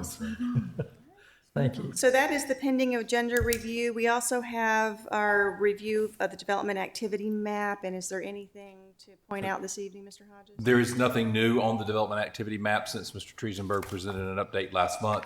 Mr. Triesenberg is here tonight, so if there's anything that you have noticed on the map that you have a question about, he'll be glad to address that. You could also send him an email about anything that you've seen on the map if you have a question about it. I have a question about the one project at the Creech Road curve, the one that had the house in the way. Mm-hmm. Is there an update on the status of that project at all? I just know since we have just approved the adjoining an adjacent property. Leah was just mentioning that they are in construction document review. Okay. Yeah. All right. Thank you. Very good. And I believe that brings us to attorney reports. No report tonight. Well, that brings us to council member reports. And let's start with Mr. Vance, see if we have any council member reports. I have nothing tonight. Mr. Dellinger. Yes, 3 brief things. I wanted to know if the final numbers were in for the 2024-2025 revenue, all the sales tax had come in. If we could, if we could get that sent to us. Just curious what those I will check with the finance staff. All right, thank you. Just curious what the final numbers look like. Other kind of good news that rec softball is back in Garner. And being very appreciative to staff and council. Garner Elite has entered into doing rec ball in addition to travel ball, and has 3 rec teams that'll be active this fall. And so it's the first time we've had that many rec teams in a very long time. We've got 8U, 12U, and 16U. We're playing teams from other towns or coming to South Garner Park, and they're doing some travel, or not travel, it's rec to go into other communities. But the buzz is really strong, and we expect a real bump even into the spring because there's overload in some of these other programs. And so people are actually very excited that we have that opportunity locally in Garner. So very exciting, and just very thankful for so many folks who've worked towards getting that to where it is now. The third point or question is, 2 questions. One, can we start to do work on a UDO language that gives council more flexibility on connectivity in neighborhoods? I know over the course of several years, we've run into special circumstances where the UDO is not flexible enough for council discretion. And that jogged my memory, and the only person in here except is council and John who would remember, did not we pass a policy at some point in 2020 when we were discussing Cloverdale, and maybe it got overridden by the UDO rewrite, but I thought we had drafted a policy. So there's several things that I think often get lumped together here. There's connections to street stubs, and then the case that you recently heard the connection to the existing neighborhood in Arden, which is a different situation. Right. And I've been having conversations with staff about how can we present that differently to make sure that council understands that sometimes these are connectivity points based on the UDO, sometimes it's street length, sometimes it's fire code. And so one of the things that we're going to be doing as early as the Planning Commission presentation for Arden is to try to call those out more specifically so that council has more clarity as to what type of dilemma or decision you have in front of you, because there's a bunch of different connectivity things that I think are generally getting lumped together, and we need to be clearer on showing you the differences between them in staff reports. It's sort of a matrix of some sort that says this is related to score. I mean, and also whether we have control of them or whether they are dictated by state law or something. Right. So, okay. Right. Like the Arden connection is not one that is up for deliberation. We may not have shown that as clearly as we could have during the presentation. Right. But I think there's some others, like with Wynn Road, and then Greenbrier is different because it's town road to town road. But if you could search back into the archives and see what that policy we adopted back in 2020 was, and just see how it fits into giving us the discretion we kind of are talking about, and in which circumstances it's applicable and it's not. I think it was not applicable when it had to do with distances or something. That's my vague recollection. Like the Wynn Road situation, council, because that's not something you could have used in that situation. So, if you could find that memo and send it, and then if there are, I still, in addition to the clarity piece, anything within the UDO that could be adjusted to give more discretion to council, even if they are currently not based on these distances and things. I think the UDO has found it to be well intended, but sometimes overly restrictive, and we still end up with situations where we may be creating hazards by creating connectivity into neighborhoods that don't have sidewalks, or other changes and flows that we'll be introducing more traffic and maybe causing more of a risk than leaving that closed. So do a combination of both, look into that, and then also if there are, maybe elevate to us the sections of the UDO that are relevant to that we might want to look at, and then maybe at some point look towards revision or amendment. Yes, sir. We're starting to work on that based on last week's meeting. All right. Thank you so much. That's all I've got. Thank you. Thank you. Good observation. Let's see. Council reports. Ms. Behringer says none. Mr. Singleton? A couple, but just a quick question to follow up on One Water. I see the stormwater part of us, but since Raleigh controls the utility, I'm sitting here thinking, other than you've seen the presentation, we don't have a whole lot to say about that, unless they're focusing on if you have development opportunities, maybe like a data center or an AI center, which both use a lot of utilities. And wells too. Our engineering director, Leah Harrison, has been working with that group, and so she can provide more details. So, Leah? Sure. So Wake One Water has been going on for probably a couple years now, and it's really Wake County looking at water is a valuable resource, it's a necessity, and it's limited, right? And especially with the growth that's going on, how do we make sure that we're responsibly managing water from drinking water, wastewater, agricultural water, stormwater. So it's a very comprehensive plan, and we've had a long series of different workshops with different groups of people and different brainstorming. So it's pretty far-reaching as far as looking at things like policy decisions and legislation and land use and how all of these decisions play into the way that we manage water as a county. You'll see similar programs in places like Jordan Lake. There's a Jordan Lake One Water where all of the areas that are fed by that water system have a similar type of program going on to work more comprehensively across municipal lines. So really the purpose of Wake County coming to do the presentation is just to give you all a little more information about what it is and the work that's been occurring, and answer any questions that are available.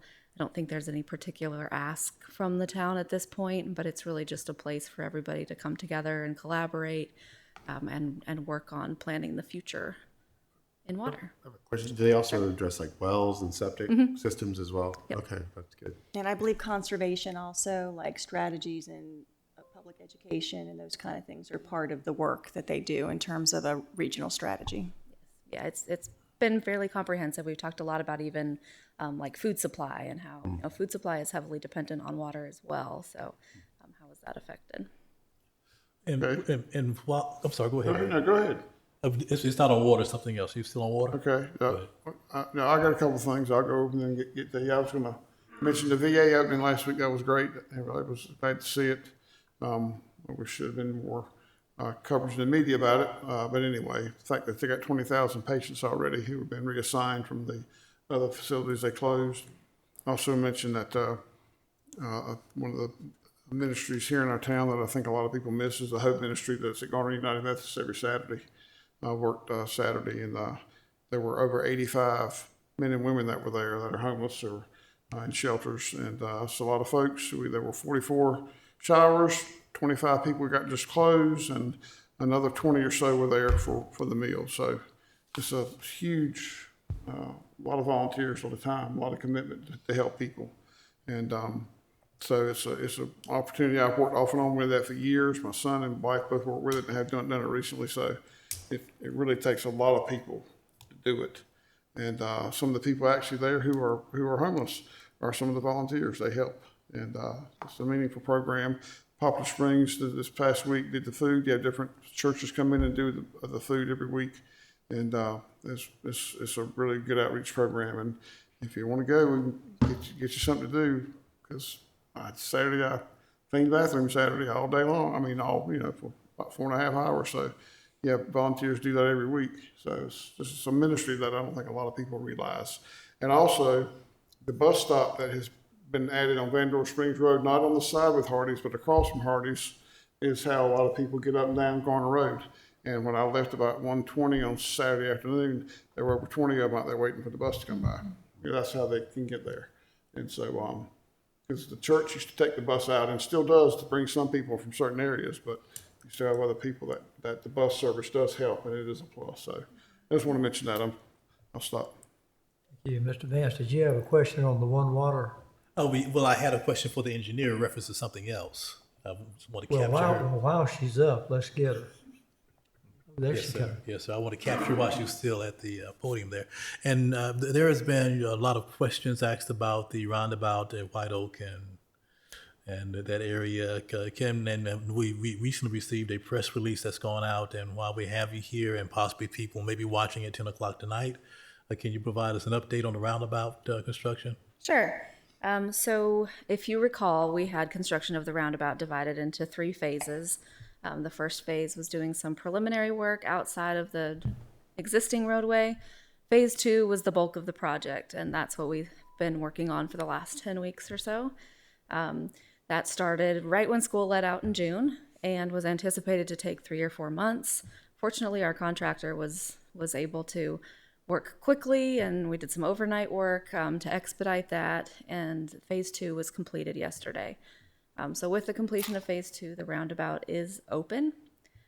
Phase 3 includes the construction of the slip lane on White Oak Road. If you can remember the aerial view of that roundabout, there is a lane on northbound White Oak that does not enter the roundabout when the roundabout is completed.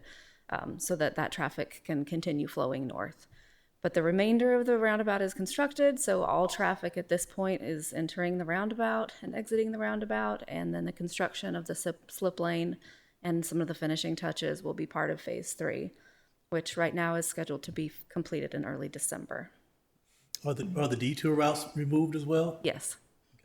Yes, detours are all lifted. All roads are open. Everyone is entering the roundabout from all 3 streets. Okay, thank you. And Mr. Vance, just to add to what Ms. Harrison said, engineering and communications staff did start putting out some information about phase 3 today. You have an email that you may or may not have seen yet that does have a 1-pager that's got the press release about phase 3 as well as a diagram. So that is, we did that in a 1-page in case that was anything you needed to supply to anyone. You could share that with them. Yeah, thank you. Thank you. That's all I have. Excellent. Thank you. And that brings us to Mr. Matthews. Oh, I had the pleasure of driving through the roundabout today. I just had to do it. And one thing I understand and notice is a lot of people got to learn how to get in and out of roundabouts. Will you be there giving classes? I ain't gonna touch that one. I'll leave that to the staff, but they've got to learn. So it was interesting to observe, but they were working it hard out there, and it looks great, and it does. It's good to have it back open. That's all I had. Absolutely. Great. And that kind of covers it for council reports. There's no closed session this evening. And if there's no other business or comments or questions, and hearing none, I may ask for a motion to adjourn. So move. Man, I heard them, was it 3, 4 people said move, Second. move. Okay, there was a motion and a second to adjourn. All in favor of adjournment, please signify by saying aye. Aye. Any opposed by nay? Hearing none, it passes unanimously. Thank you all for coming this evening. Meeting adjourned. All right.